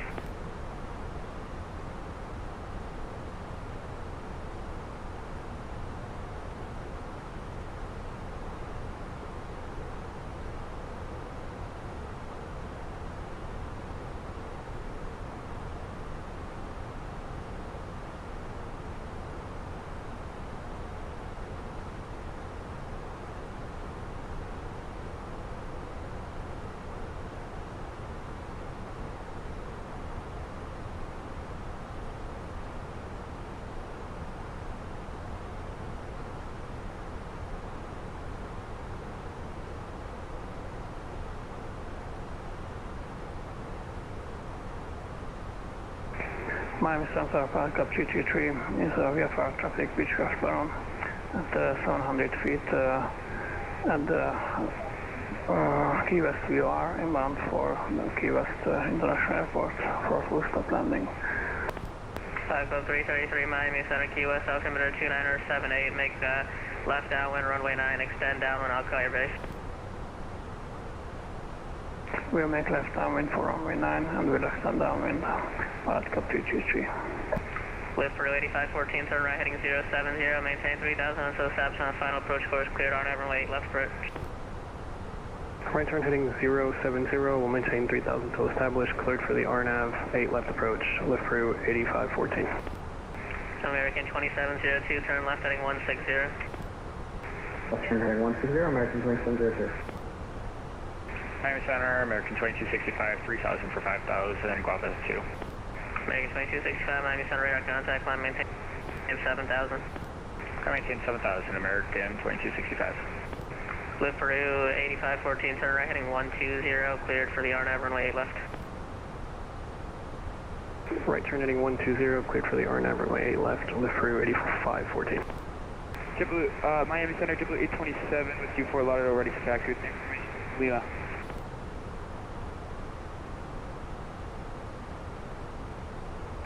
Pilot code 333, you were told to extend down when you turned your base? No, sorry, I lost sight of the airport. Pilot Cup 223. Okay, pilot code 333, just turn right southbound. Turning right southbound, Pilot Cup 223. Miami Center, Jetblue 827 with U4 Lauderdale, information Lima ready for taxi runway center. Stand by.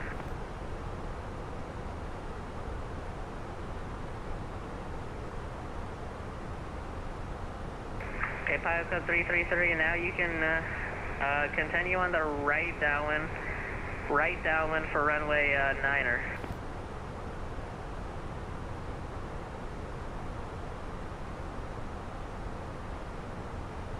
Pilot code 333, turn right base for runway 9er. Oh, we're on right for runway 9. Can you tell me in which direction the runway now is? The runway is directly behind you, so I need you to turn a right base entry for runway 9er. Do you understand what a right base entry is? Yes, affirmative. I said just I lost sight of the runway, so I now don't know exactly where I need to go for the base. Okay, the Key West Airport is at your 2 o'clock and 3 miles. Report the airport in sight.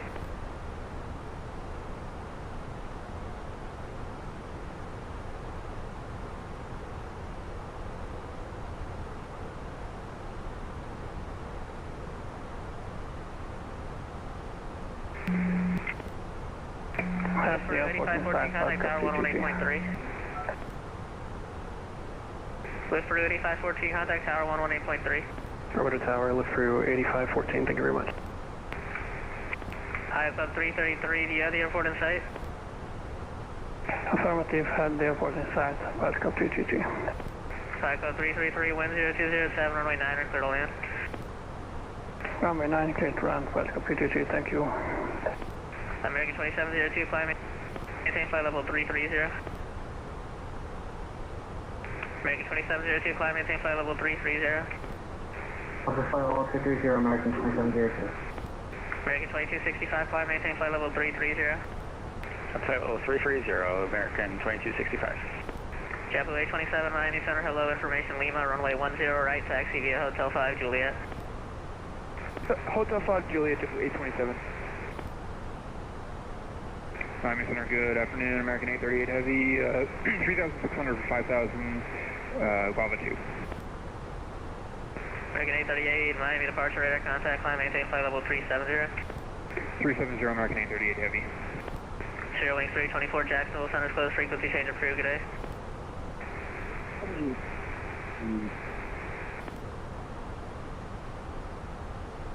American 2702, maintain 250 knots until advised. 250, American 2702. American 2265, maintain 250 knots until advised. 250 knots until advised, American 2265. Miami Center, citation 624 Juliet X-ray, level 410. Citation 624 Juliet X-ray, Miami Center, welcome.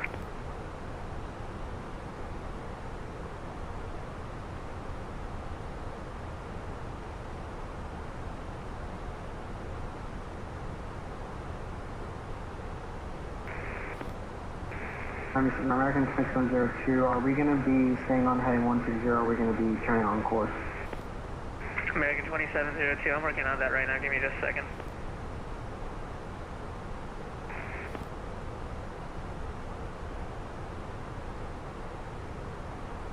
Miami Center, JetBlue 1249, passing 1600.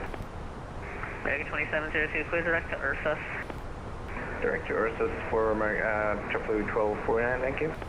Negative, that's for American 2702 only, American 2702 direct to Ursus. Direct Ursus, American 2702.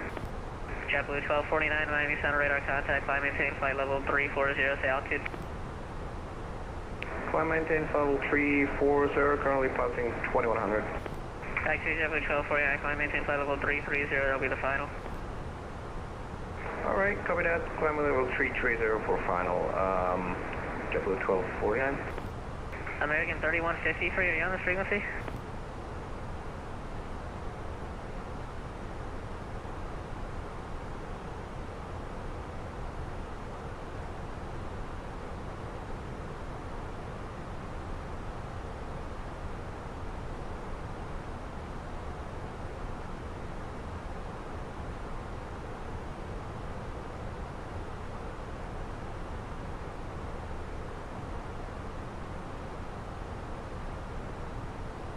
Center, JetBlue 827, showing our 10 right, ready for departure. JetBlue 827, RNAV to Calypso, runway 10 right, clear for takeoff. RNAV Calypso, runway 10 right, clear for takeoff, JetBlue 827.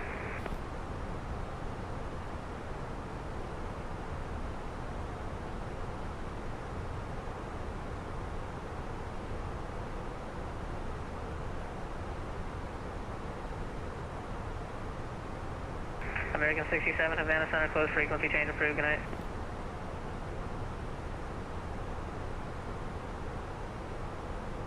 American 7, Havana, closed, frequency change approved, good night.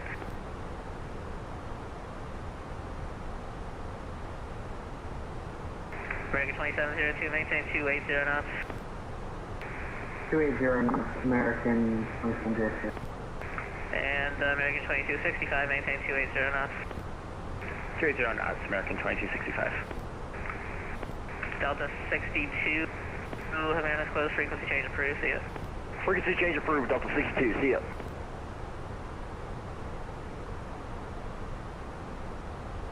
November 624, Juliet X-ray, clear direct Tiki. Direct Tiki for Juliet X-ray. American 2300, Havana Center, closed, frequency change approved, good night. Over to the door side, American 2300, we'll see ya.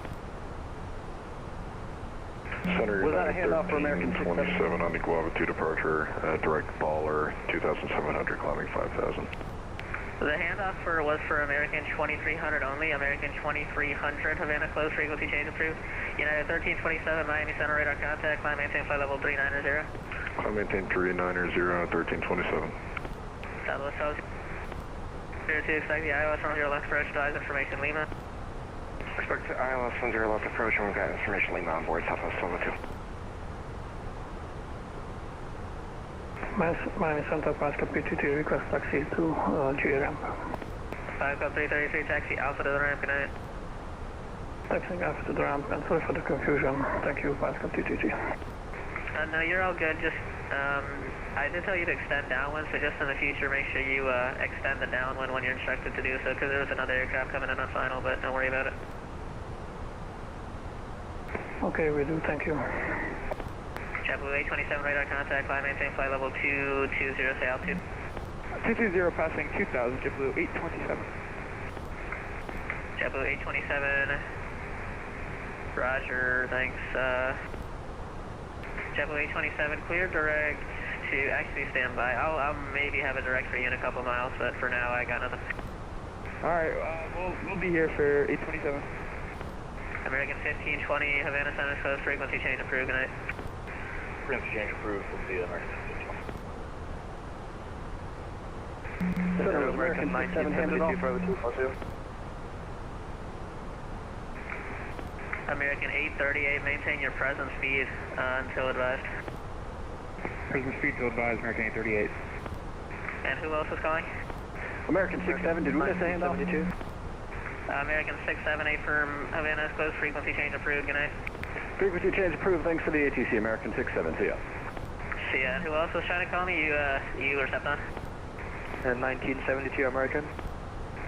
Yeah, you were stepped on. Say American 1972. American 1972 Miami Center squawk 4277.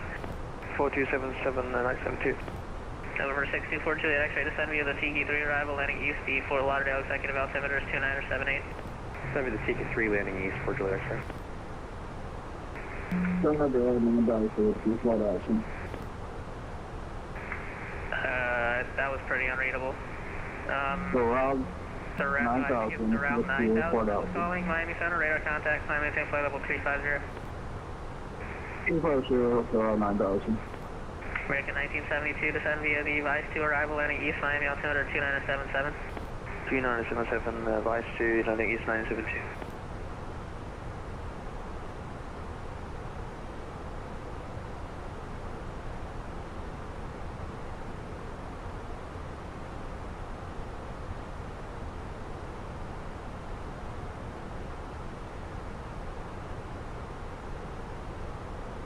Yukon 262, same Mach number.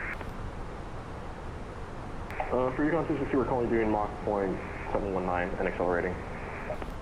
Roger, American 2702, transition to Mach point 71. Mach point 71, American 2702. American 2665, transition to Mach point 71. Mach 71, American 2265. American 838, transition to Mach point 71. Transition Mach point 71, American 838 heavy.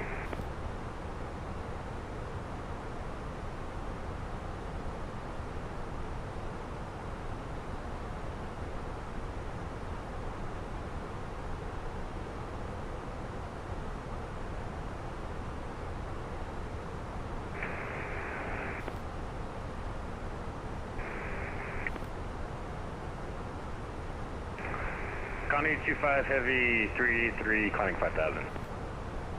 County 25, Miami Center radar contact, climb maintain flight level 290. Climb flight 290, Connie 25 heavy.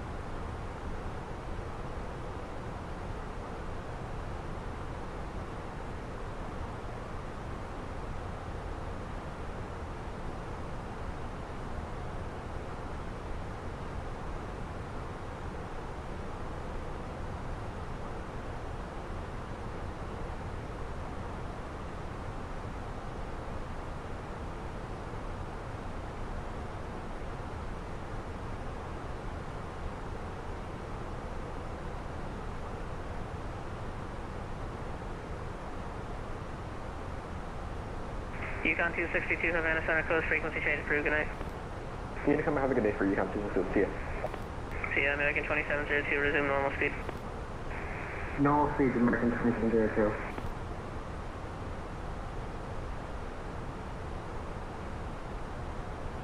Hello, Miami, American 2551, clearance to Miami International with pop-up. From what airport are you at right now? Yeah, Tampa, Roger, give Tampa Tower call 119.5. 19.5. Good evening, temperature 9911, Mr. 2.65.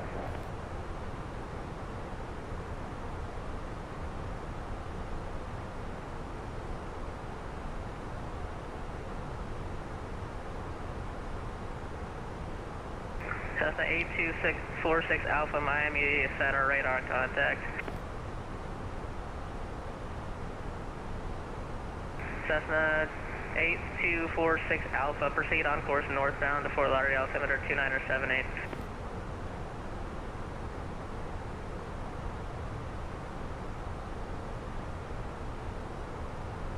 Cessna 8246 Alpha, radar contact lost. Who else is trying to call me? Hello, 686 Delta Whiskey with you, level 190. Number 686 Delta Whiskey, Miami Center, hello, the Vero Beach, altimeter 2982.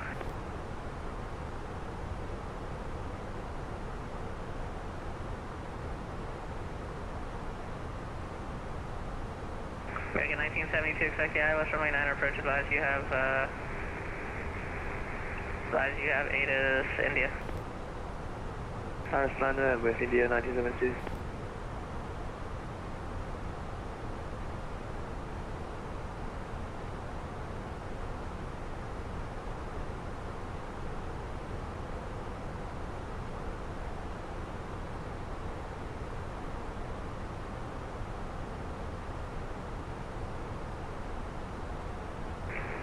Delta 9901 is requesting clearance to Montego Bay, aircraft type A321.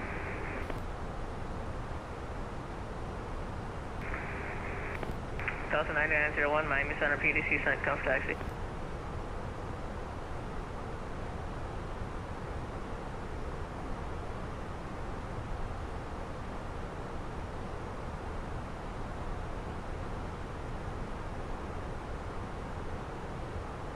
American 2702, Havana close, frequency change approved, good night. This is approved, American 2702. American 2665, resume normal speed, Havana's close, frequency change approved, good night. Frequency change approved, normal speed, American 2265. There goes 23, Southwest Recreation, Waller, 2000, BS. Airbus 23, Miami Center, radar contact, climb, maintain flight level 310. 5310.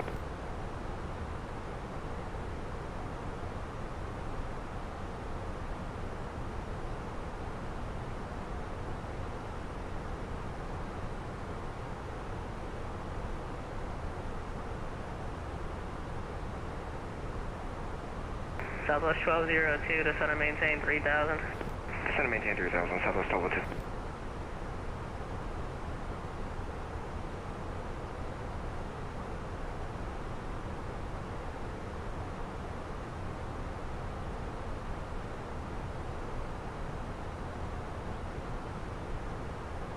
American 838, resume normal speed, Havana Center, close, frequency change approved, good night. Normal speed over to Unicom, American 838 Heavy. Miami Center, Jetblue 827, looking for a direct to your stuff. Jetblue 827, roger. Can you do, you want flight level 220 as your final? It seems a little bit low, but if that's what you want. Yes, we do want 220.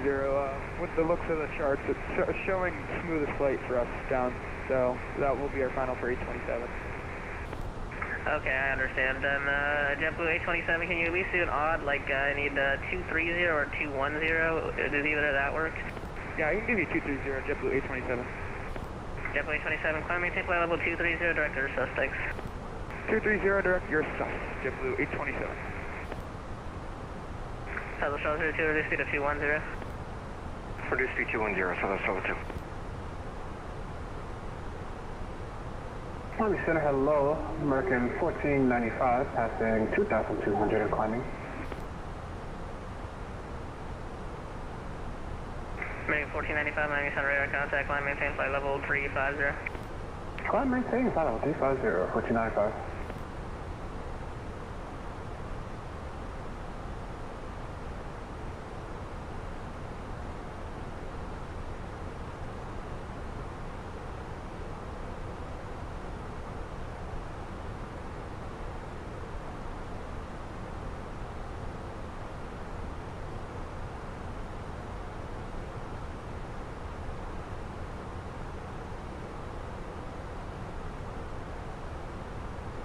Jetblue 1193, climb and maintain flight level 370 if unable advise.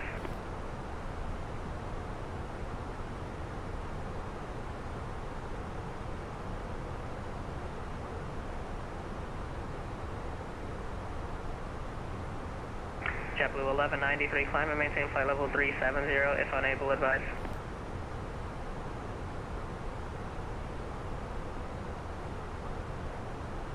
That was no voice static only. Sorry, you call for JetBlue 1193 370? JetBlue 1193, affirmative. We can do 370, JetBlue 1193. You said you are able to or you're not able to? Yes, sir, we are. Roger, thank you. Attention on aircraft hazardous weather information, convey to Sigma 29 Echo for thunderstorms in Florida and coastal waters. Further information available on flight service frequencies. Miami Center, Delta 343 Heavy, flight level 4.1 All right, climbing. so that happened. So they want us up to 37. Delta 343 Miami Center radar contact, climb maintain flight level 390, that'll be the final. Delta 390 for final.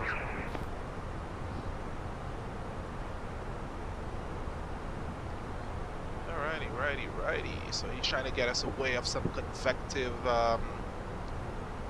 current. There is also an MD-88 flying just below us, and wow, we have a huge line down to Sangster, bro. November 686 Delta Whiskey Cross Rosé, out of maintain 10,000. Palm Beach's altimeter is 2980. 642, the altitude again. Rosé at 10, not 10,000. going to get parking. We're going to get down to Sangster, bro. Let's pull up. Around 9,000, ocean is closed, frequency change approved, good day. Don't have any parking. Southern Shore 02, speed 180, descend and maintain 2,000. Speed 180, descend and maintain 2,000, Southwest 1202.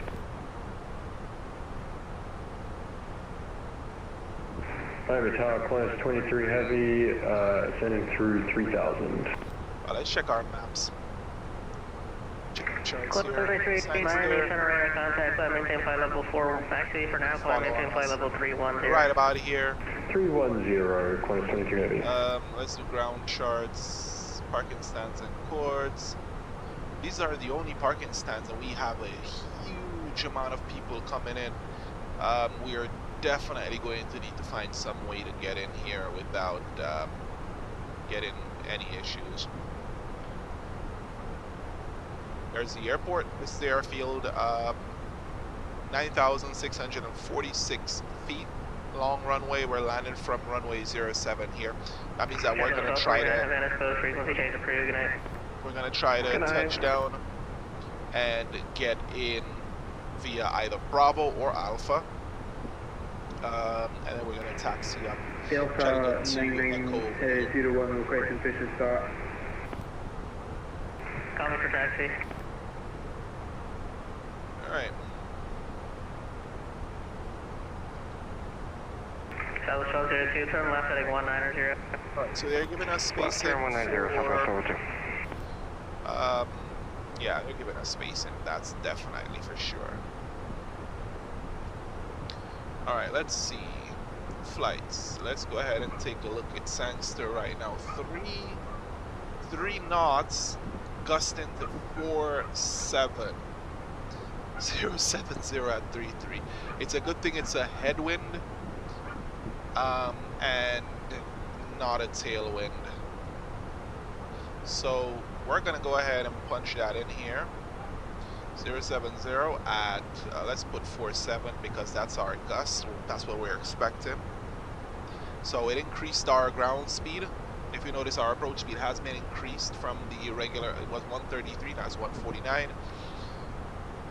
And I think it was 136, and now it's 149, somewhere around this sort. But it increased our ground speed, our airspeed or our approach speed.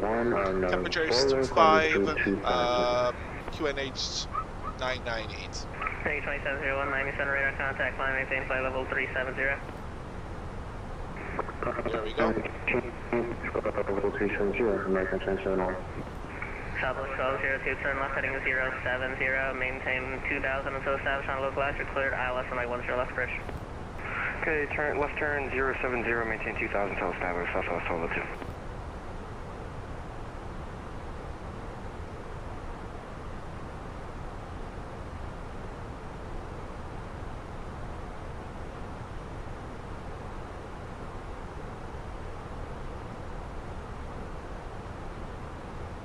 Southwest 1202, descend and maintain 1,800 until established.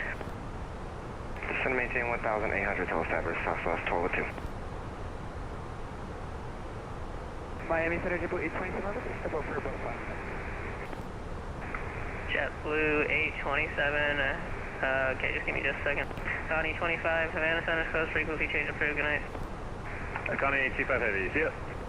See ya. JetBlue 827, Havana Center, close frequency change approved, good night. Frequency change approved, you have a great night, JetBlue 827, thanks. See ya, JetBlue 1193, Havana Center, close frequency change approved, good night.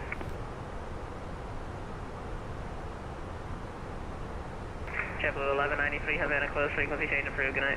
Now we're over to Unicom for JetBlue 1193, see ya.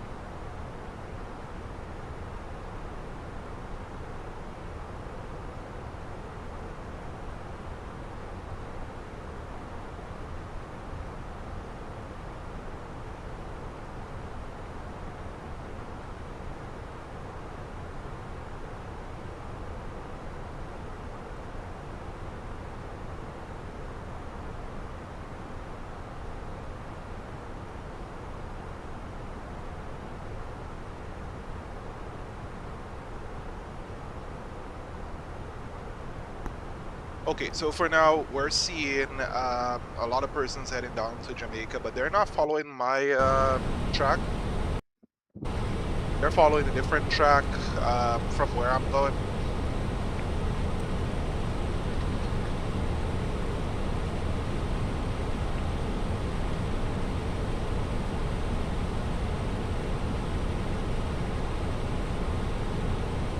So we're heading down to Jamaica here.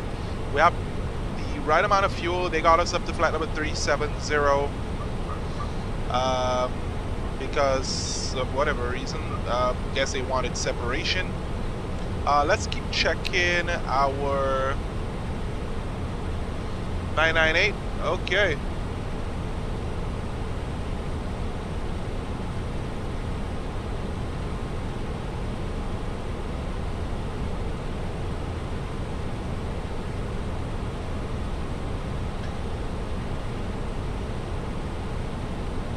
Okay, yeah, so runway 7 is used, the VATSIM is doing their stuff, stating that we are not expecting runway 07, it is used. Yeah, but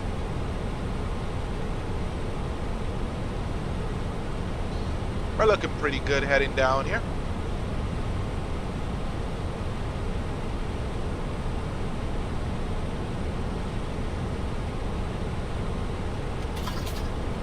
Rid of that.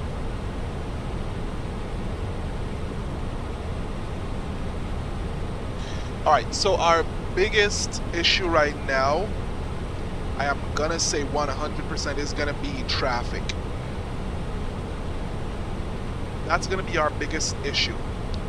It's gonna be air traffic while we fly into Jamaica today. That is gonna be a lot of air traffic. We have a lot of traffic flying in from Miami. That's going to make it a little bit more difficult as we navigate our way in. We're going to have to be mindful of our traffic behind us, ahead of us. When we land, we have to be mindful.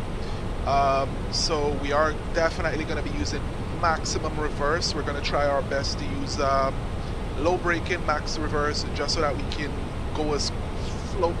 We just got to try to get down to the edge of the runway as quickly as possible to get off of on Alpha. So right now we're again, I'm planning through. We're just below 100 miles, almost to top of descent. So I'm planning my approach here today, and again, this approach is going to be pretty interesting. Again, it's a hurricane. It's Category 5. We're going to be trying to you know, fly in. Again, we have a lot of traffic on VATSIM right now. If you guys pull up the VATSIM radar, you should see the amount of traffic that is heading down. And we just, I'm pretty much following a 777. He's not in front of me, he's to the right, but he's ahead of me. I'm following a 777. There are lots of other aircraft at the back of me, and we have to try our best to remain separated, or try to get as much separation as possible when we get down.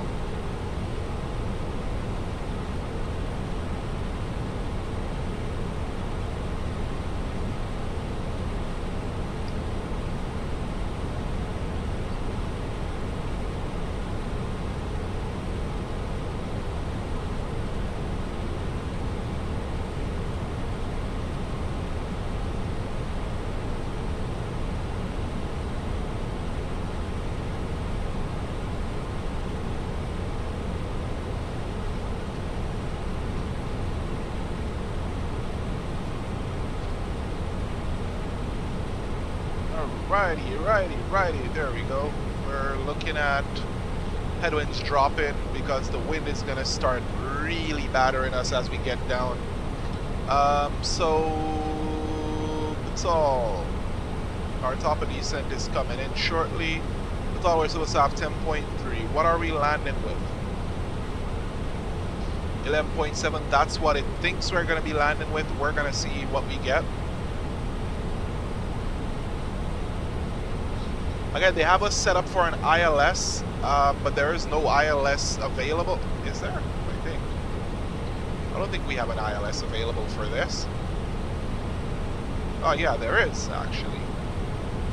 I'm RNAVing it. Let me see what we have. Sangster approach is online.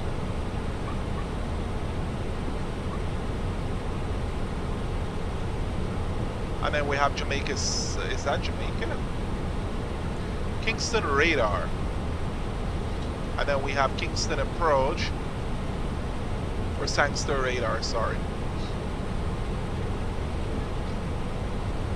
Alright, so we're gonna have to contact the center, Kingston radar, 125.4. Let's go ahead and input that in there. For some reason it's giving me some stuff, but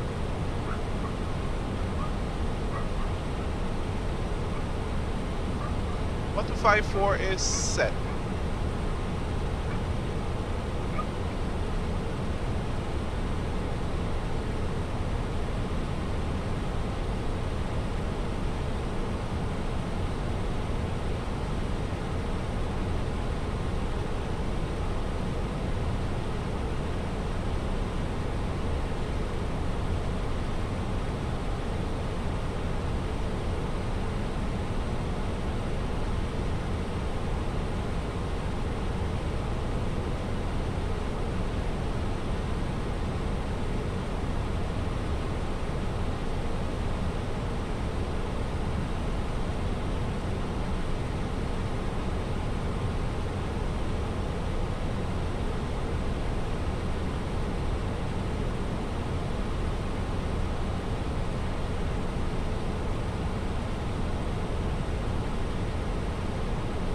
Alright, so the thing is, we are going to expect an ILS because I believe they have ILS set up for runway 07.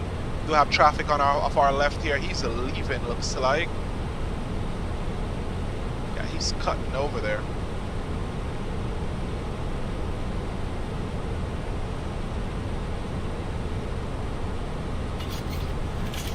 And there opens that nonsense.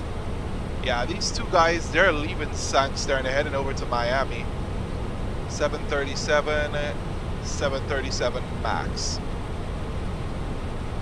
Alright, we do have a huge amount of traffic. Bruh, okay. We want to get gate 16.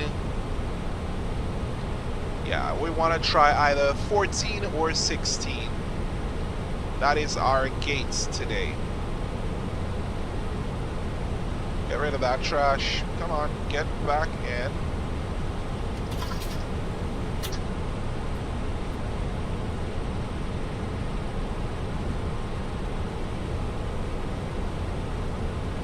Alright, let's see. Gate 16 is what we're going for. Okay, let's try 17. Because it's like jet. Might be too small, but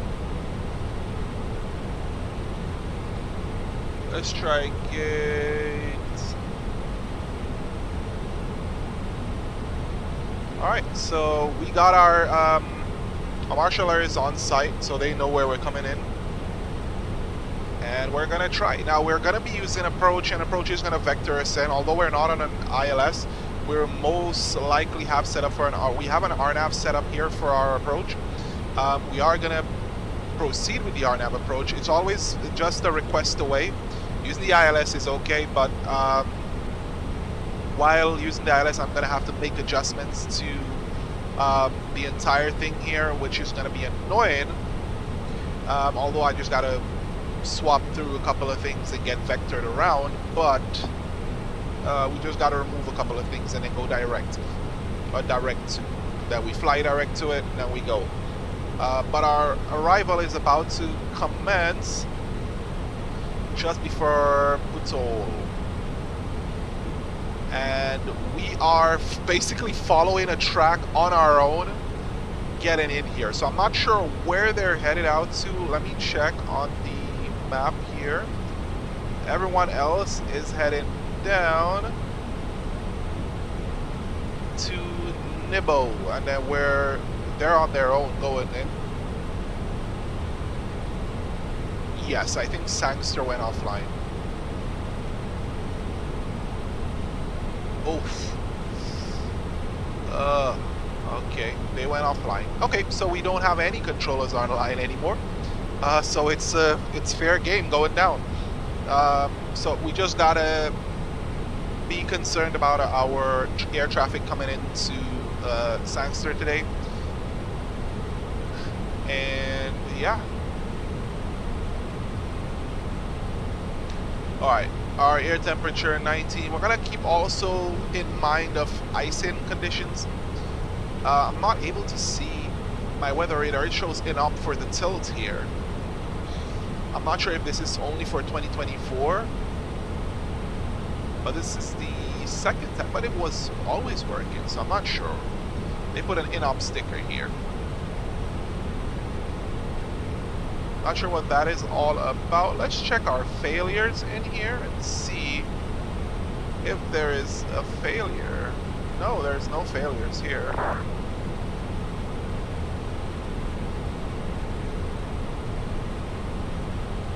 I'm not sure what that in-op sticker is about, and I'm not able to see I'm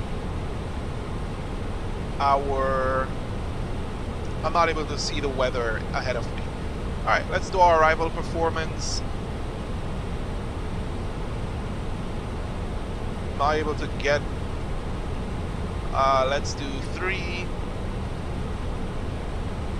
Alright. 070 at 47 knots. That is a huge amount of wind.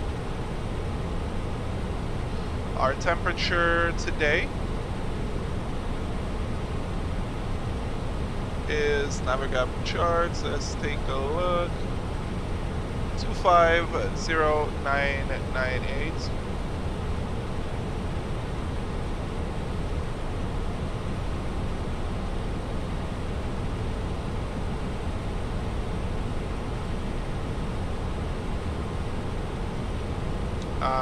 Okay, that's not what I'm looking for.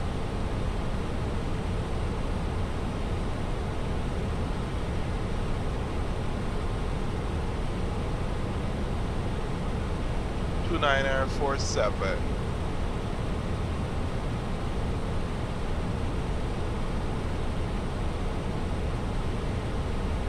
Do medium auto brake. Oh, we gotta try to get down soon.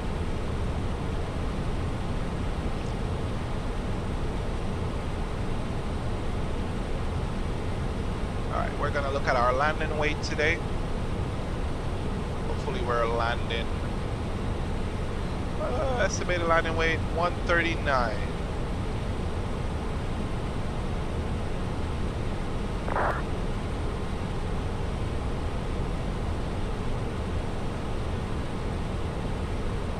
Right, there we go. We are, yeah, so we are gonna make it in. Medium auto brake is set.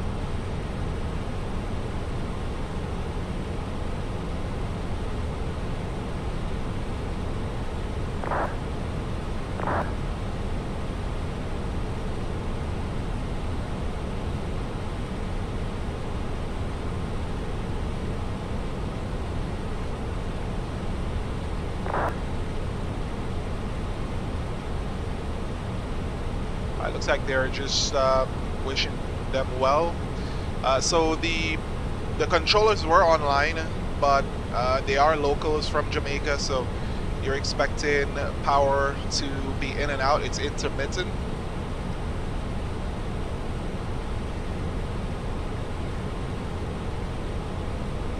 Hose on. Let's switch down to 20. Range change. Check. Alright, so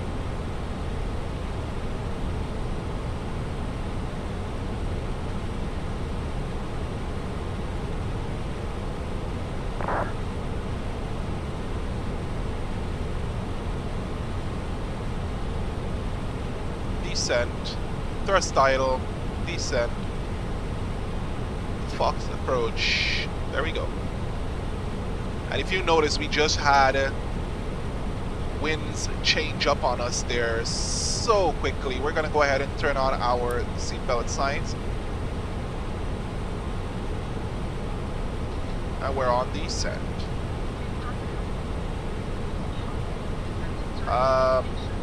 No, we're not going into New York. I'm sorry, close that. I'm not hearing any voice on this.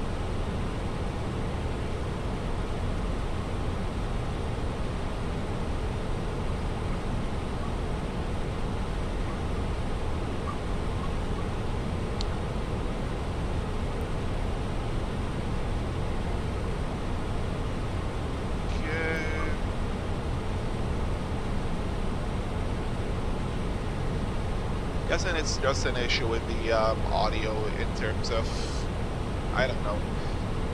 Alright, so we are currently descending. Flight mode guidance system landing performance has been reviewed. TCAS is check. Approach briefing. We did not complete an approach briefing. We did a slight briefing, however, it was not a full briefing. So we can do an approach briefing right now. So we are arriving. Let's go ahead and pull up our charts here.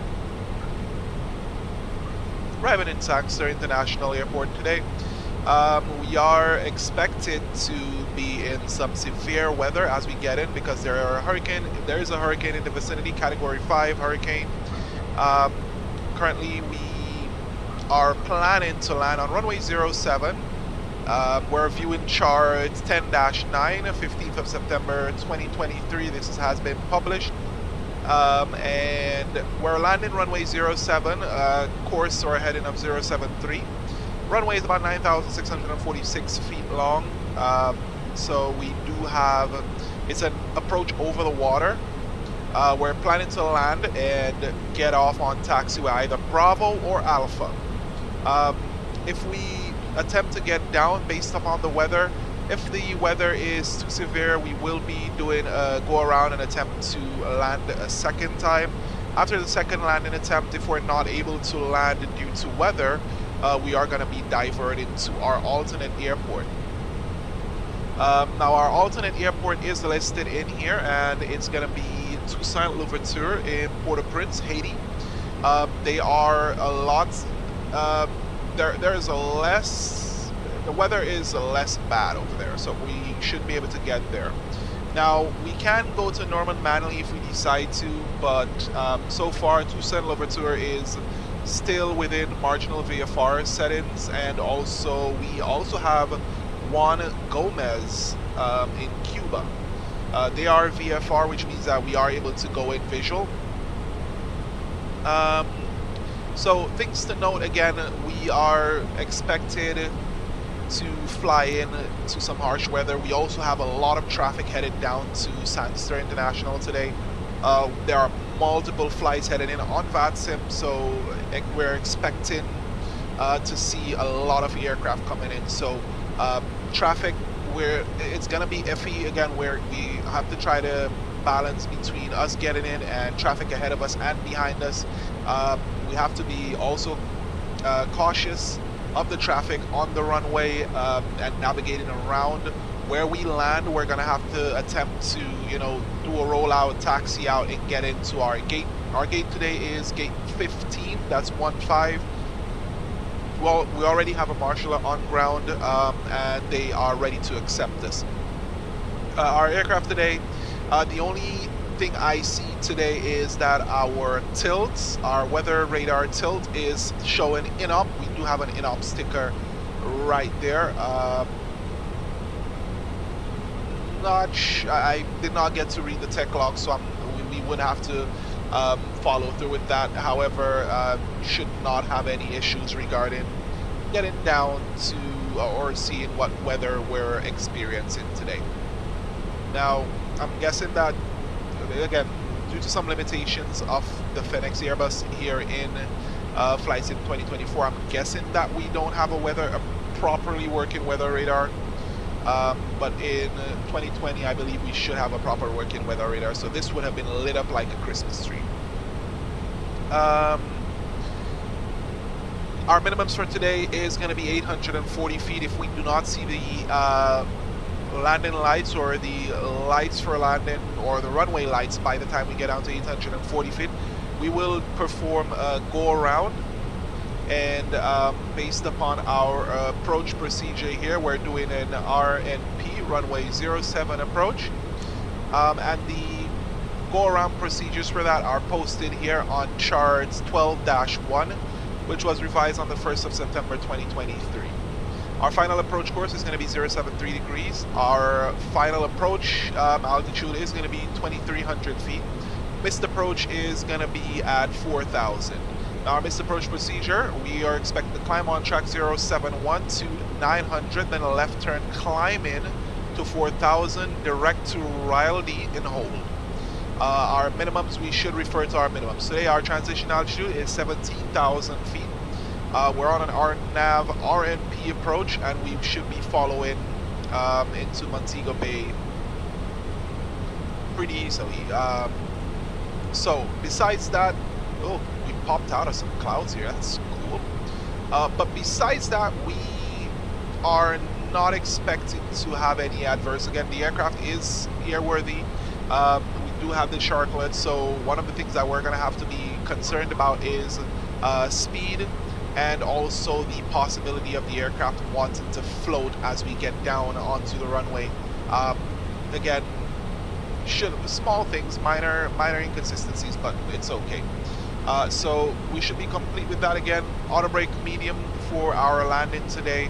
I'll be the pilot landing, and yeah, we should be all set. Alright, so our approach briefing is complete. Our anti-ice is going as required.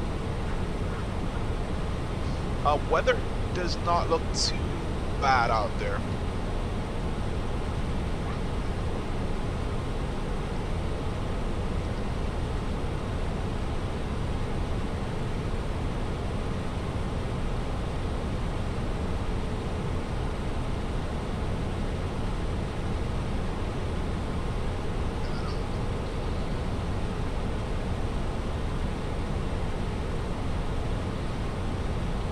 Alright, standard, pull for standard. Oof, brake on that, we're going down a little bit too fast. Alright, let's check our VATSIM radar, and we are floating in. There is an A320 heading in, and we're just a little bit ahead of him.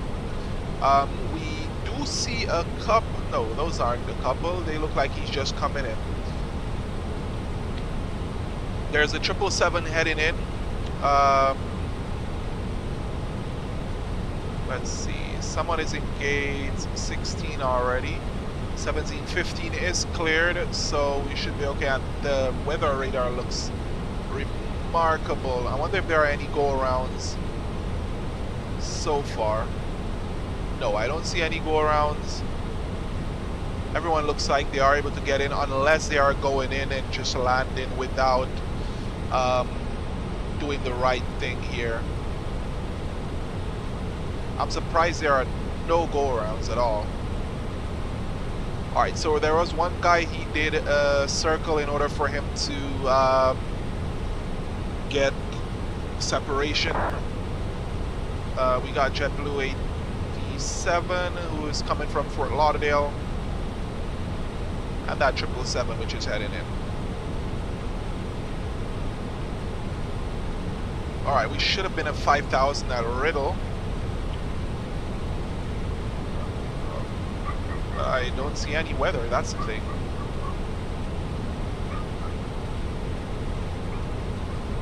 It's not as bad as I would have thought it would be. Like, I'm on live weather, so I guess I should have used 2020 for this.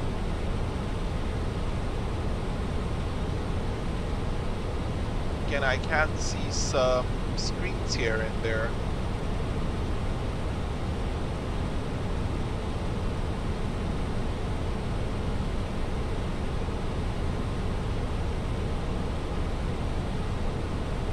Alright, here we go. We're turning on the approach. So we're going to be swinging in on this guy here, and he's turning already. Alright, we're gonna need some air brake, so we're running our speed brake so we can slow down.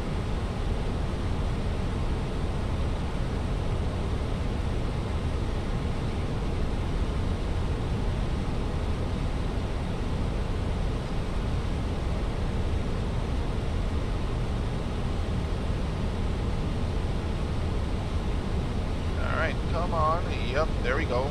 You can see that speed. Oh, no, no, no. The speed is just, but look, it's like clear out here.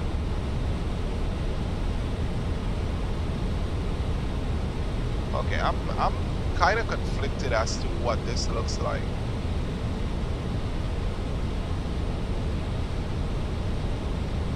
All right, 2024 is disappointing me right now. I'm getting the wins, but not the correct weather. It's disappointing me right now. This is in 2024, so I highly doubt it's this clear.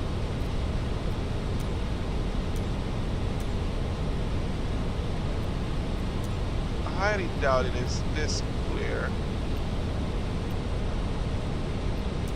Put everything to live, and maybe that was just a reset we need, but it's like it's not doing what we need. But the winds are there.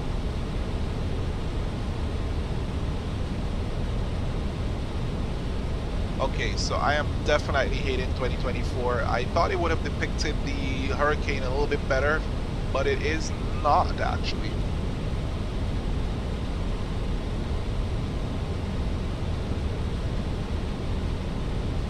It is not depicting the hurricane as it should. So I'm guessing 2020 is still gonna be the best for flying for me. So there you go. Why I don't fly 2024? It's inconsistent when it needs to be.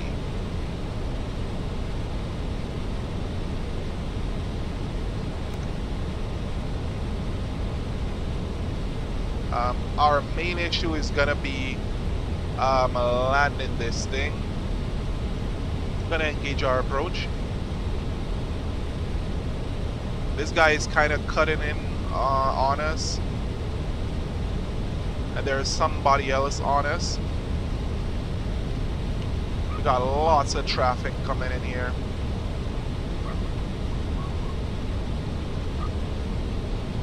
Yeah, he's cutting. He's above us by about 1,400, and he's already trying to squeeze his way in.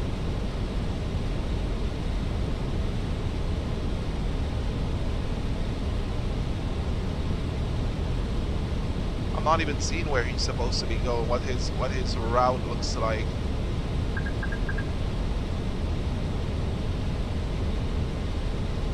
Okay.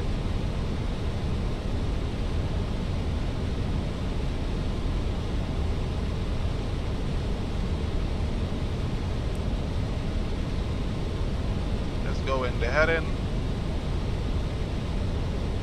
We're on an open descent. We have traffic. Speed brake is out. I'm calling certain things because I want to, ensure that my mind knows exactly what everything is like. There's an aircraft over here. Engage approach mode is armed.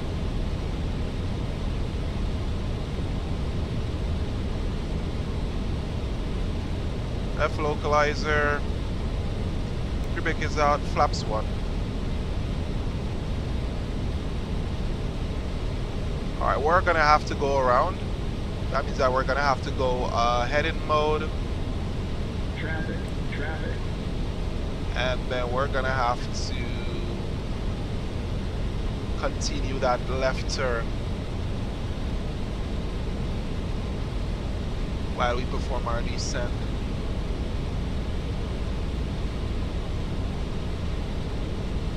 There's some guy just flying around like you can quit it. Alright, so we're gonna make a continual left turn.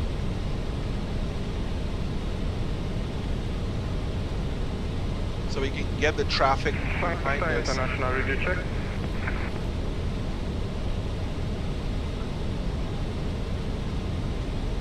Alright, let's go. Make that left turn again. We're gonna try to get the traffic to go ahead of us. We don't wanna... This is not the weather that they're experiencing right now in real life. I'm thinking this is giving me weather out in Boston or some good weather or something, but it's not nice.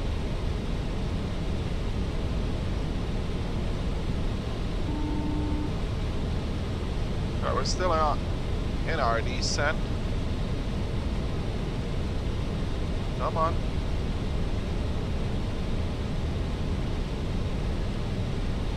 Yep. Be called. Hi, Captain.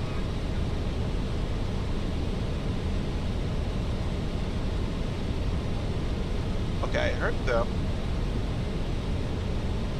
I heard them a little bit there. Alright, so we're trying to get traffic to go ahead of us. We saw traffic below us. And it's a good thing we remained at our altitude because that traffic did not even look like it knew we were within its airspace there. Alright, perfect. So we're below where we need to be. We're at flaps 1. We can go flaps 2.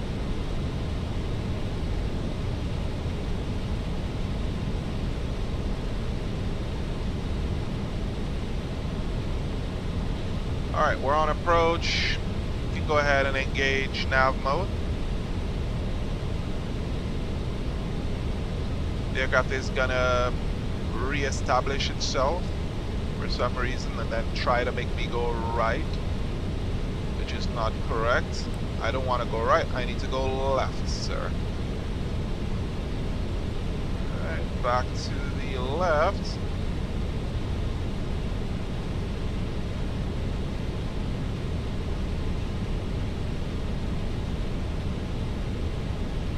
Alright, let's go ahead and arm our speed brake. I see our speed bleeding off a little bit. Here it comes up.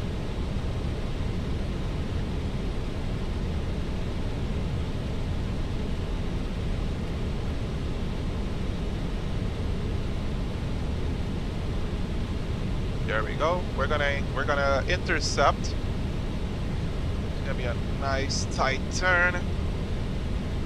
Go flaps 3, no gear down yet. We need flaps so that we are able to fly nice and slow as we come into our approach. It's not even funny anymore. It's like ridiculous weather. It's beautiful weather, and that's not really what's going on right now.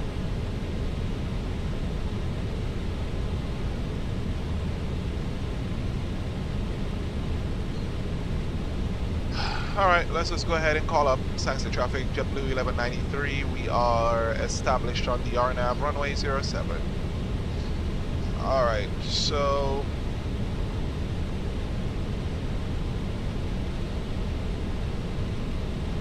gear down, flaps full.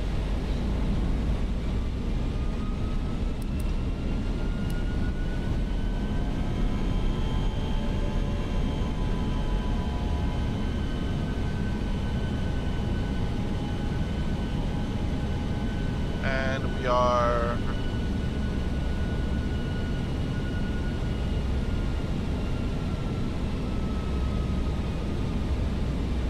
aircraft is trying,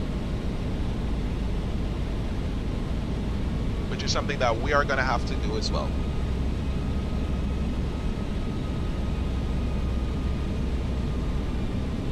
Sangster traffic, American 1495, register speed to 1 knots for traffic.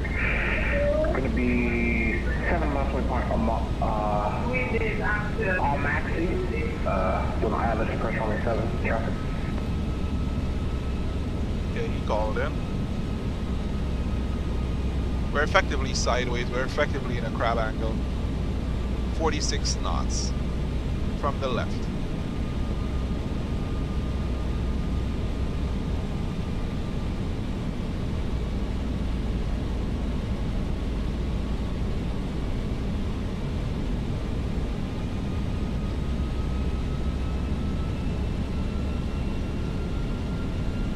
Sangster International, executive surface 4 is established on the localizer runway 07. Okay, exec jet.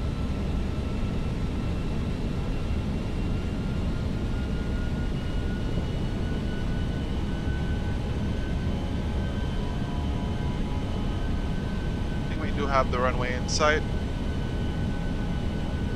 We're at 2000. Alright, so before landing, cabin crew is advised. EFIS is as required, FCU is on approach, ND terrain is as required, landing gear down, flap set landing, as well as our armed auto brake medium, FCU autopilot 2 as required, engine mode selector is as required, nose wheel lights, runway turn off, and go around altitude is set, checklist is complete.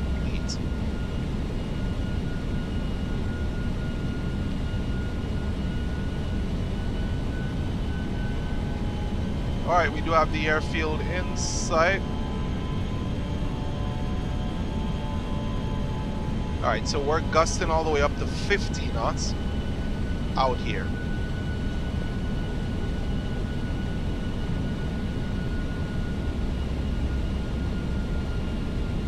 So if that is all the eye wall, if this is the entire eye, then, oh, there's traffic.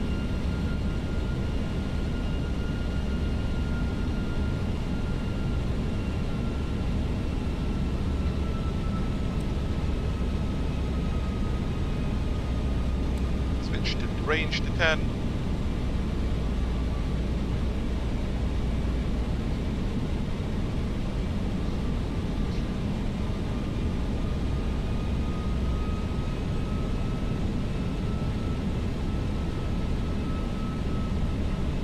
Alright, so we are established.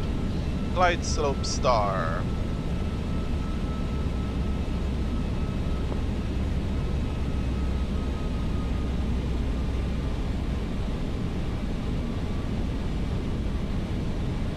Glide slope captured. Weather is just looking very ridiculous. Right now we should be having rain, and there's a lot of flooding in Jamaica right now, but I'm not seeing that over here.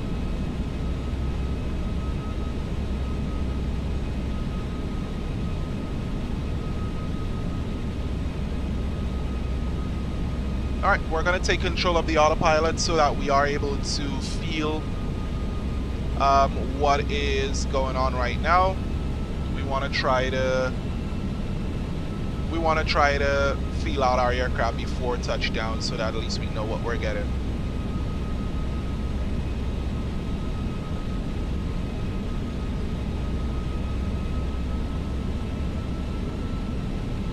I'm not hearing.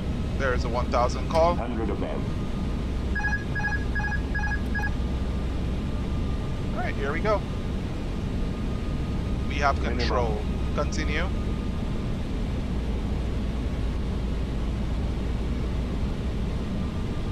Executive surface 4 going around. Oof, gotta go around.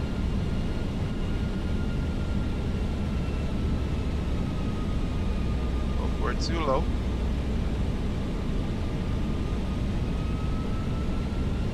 I believe that's why he went around. Check.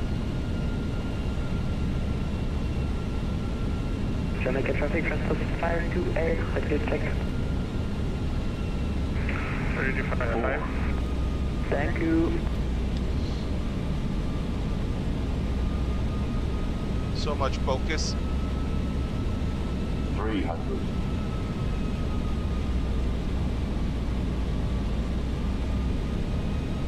200.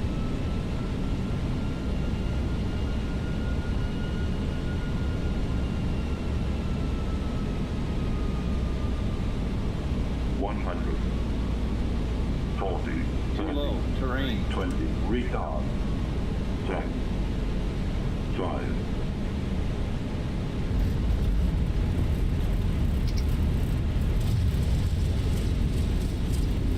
Come on, brake, brake, brake, brake, brake, brake. We're full deflection to the right. Oh, we're on the ground.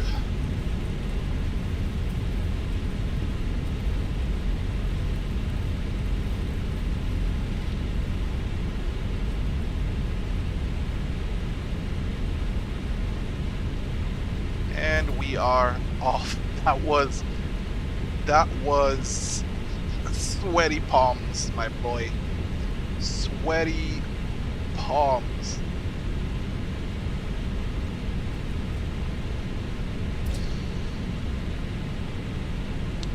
Signs of traffic, JetBlue 1193, we exited, runway 07 at Bravo.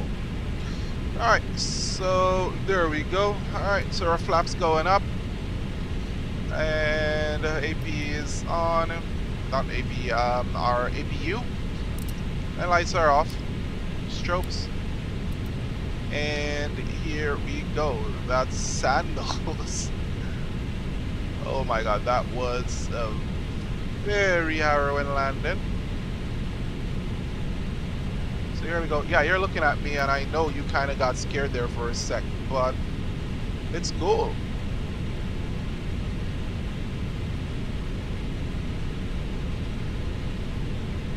It's not showing any rain, and I know it's raining in Jamaica right now.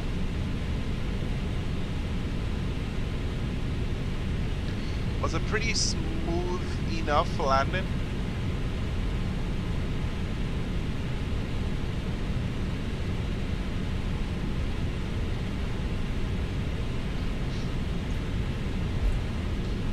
Alright. Let's try the ILS and flight directors are off. And nav logo APU is available. APU bleed is on. 6 unit come exit guys. Yep. Fenix Mike 1, halting short runway 07. Brake fans are going on. The flaps are up. Auto brake is off. Normal. TCAS. We leave our TCAS on. Chrono, I forgot to turn that off. Weather radar is still on, but we're gonna switch this off. Turn that predictive wind shear off. ND terrain is off. Flight directors are off. Localizer is off. Serial lights, our strip lights is off. Runway turn off is as required. Landing lights are off. Nose lights. Taxi APU master is on. APU start is on. Wing anti-ice is off. Engine anti-ice is off. And we are continuing down. Oh my god, we got someone. 777 is down. You got it.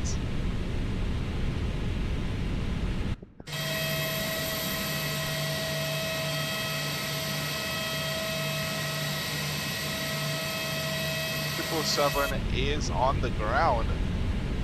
Amazing. All right.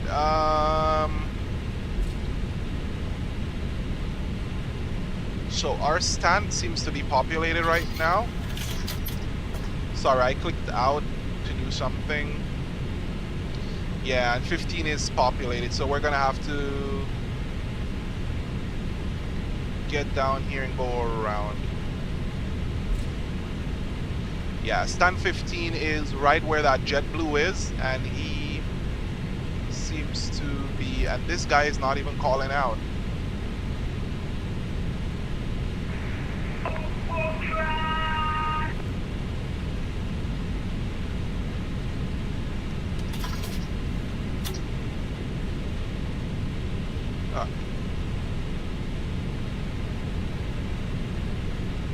We're not going to be able to make that.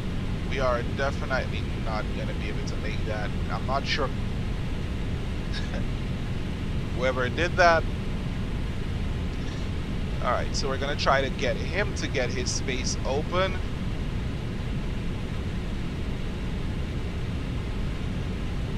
Hopefully we gave him enough area for him to taxi.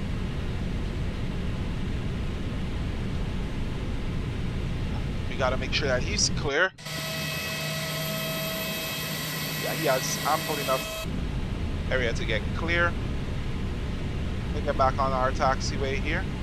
And we have to use GSX and try to change our change the signal. I will take off after 766. Alright, let's see. gates. Which one is oh my god. Gate 16. Gate 16, let's go, yeah, let's go gate 18.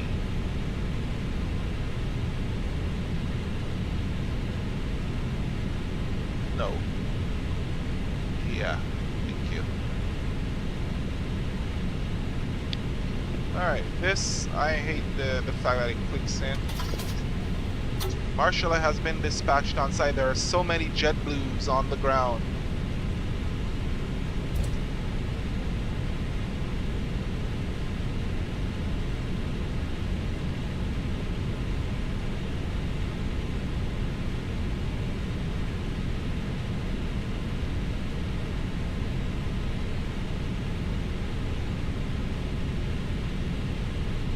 Alright, I'm not sure where our marshaller is. That's 18. Oh, I think that was our gate. Hold on. 12. Oh my god. Oh no, it's 16. Alright, so we're all set. Just gotta keep going down and go to 16. 16 is within here.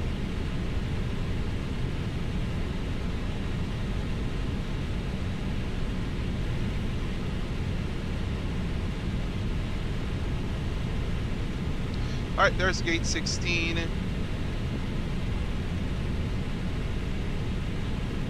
Right here. Hello guys. Welcome to gate 16.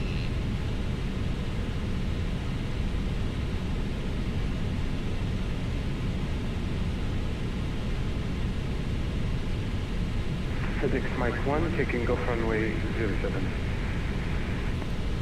Alright, and here we are. Get our brakes on. And we're stopped. Brakes are set.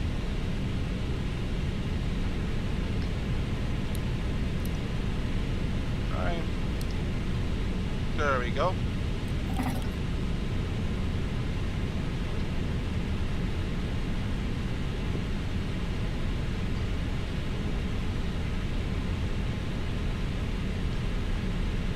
Alright, brakes set, and our shutdown checklist, or parking checklist, so to speak. APU bleed is on, engine masters are off, fuel pumps are going off right now. Beacon light is going off. Seatbelt sign is going off. Transponder mode is going off right now. Exterior lights as required, external power, waiting for power. Power is available. External power is on. APU master and start is going off. APU bleed is off. APU master and start is going off. Checklist is complete. Alright, we're deboarding.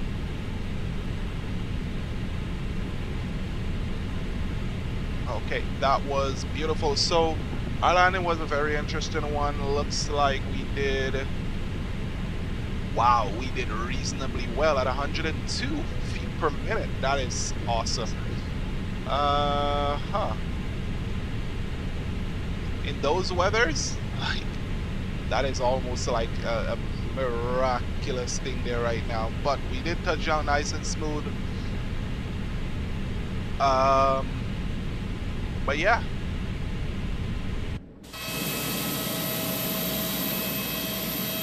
777 right on us. And alright, so brake fans are on still because our brakes are going to be a little bit hot after that touchdown. That was one of the most, I touched down and I'm rolling off to the green and I'm full deflection to the right, but the nose just kept pointing. I'm not sure what it is.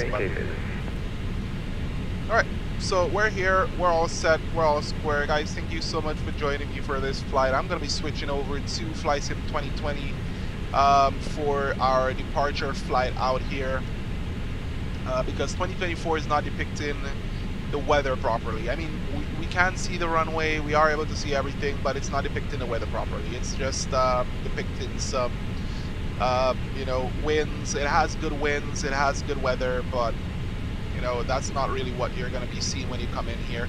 There's a lot of rain, there's a lot of high winds, there's a lot of destruction, and we're not seeing it here. So I'll be over to Flight Sim 2020 in a little minute, and yeah, let's get our brake fans off. And yeah, it's pretty much it. Look at that. Our airspeed indicators are just going. So, well, thank you guys so much for joining me on this flight, and it was an amazing landing. If you guys want to go back and see it, you guys can go back and see it, but I am out.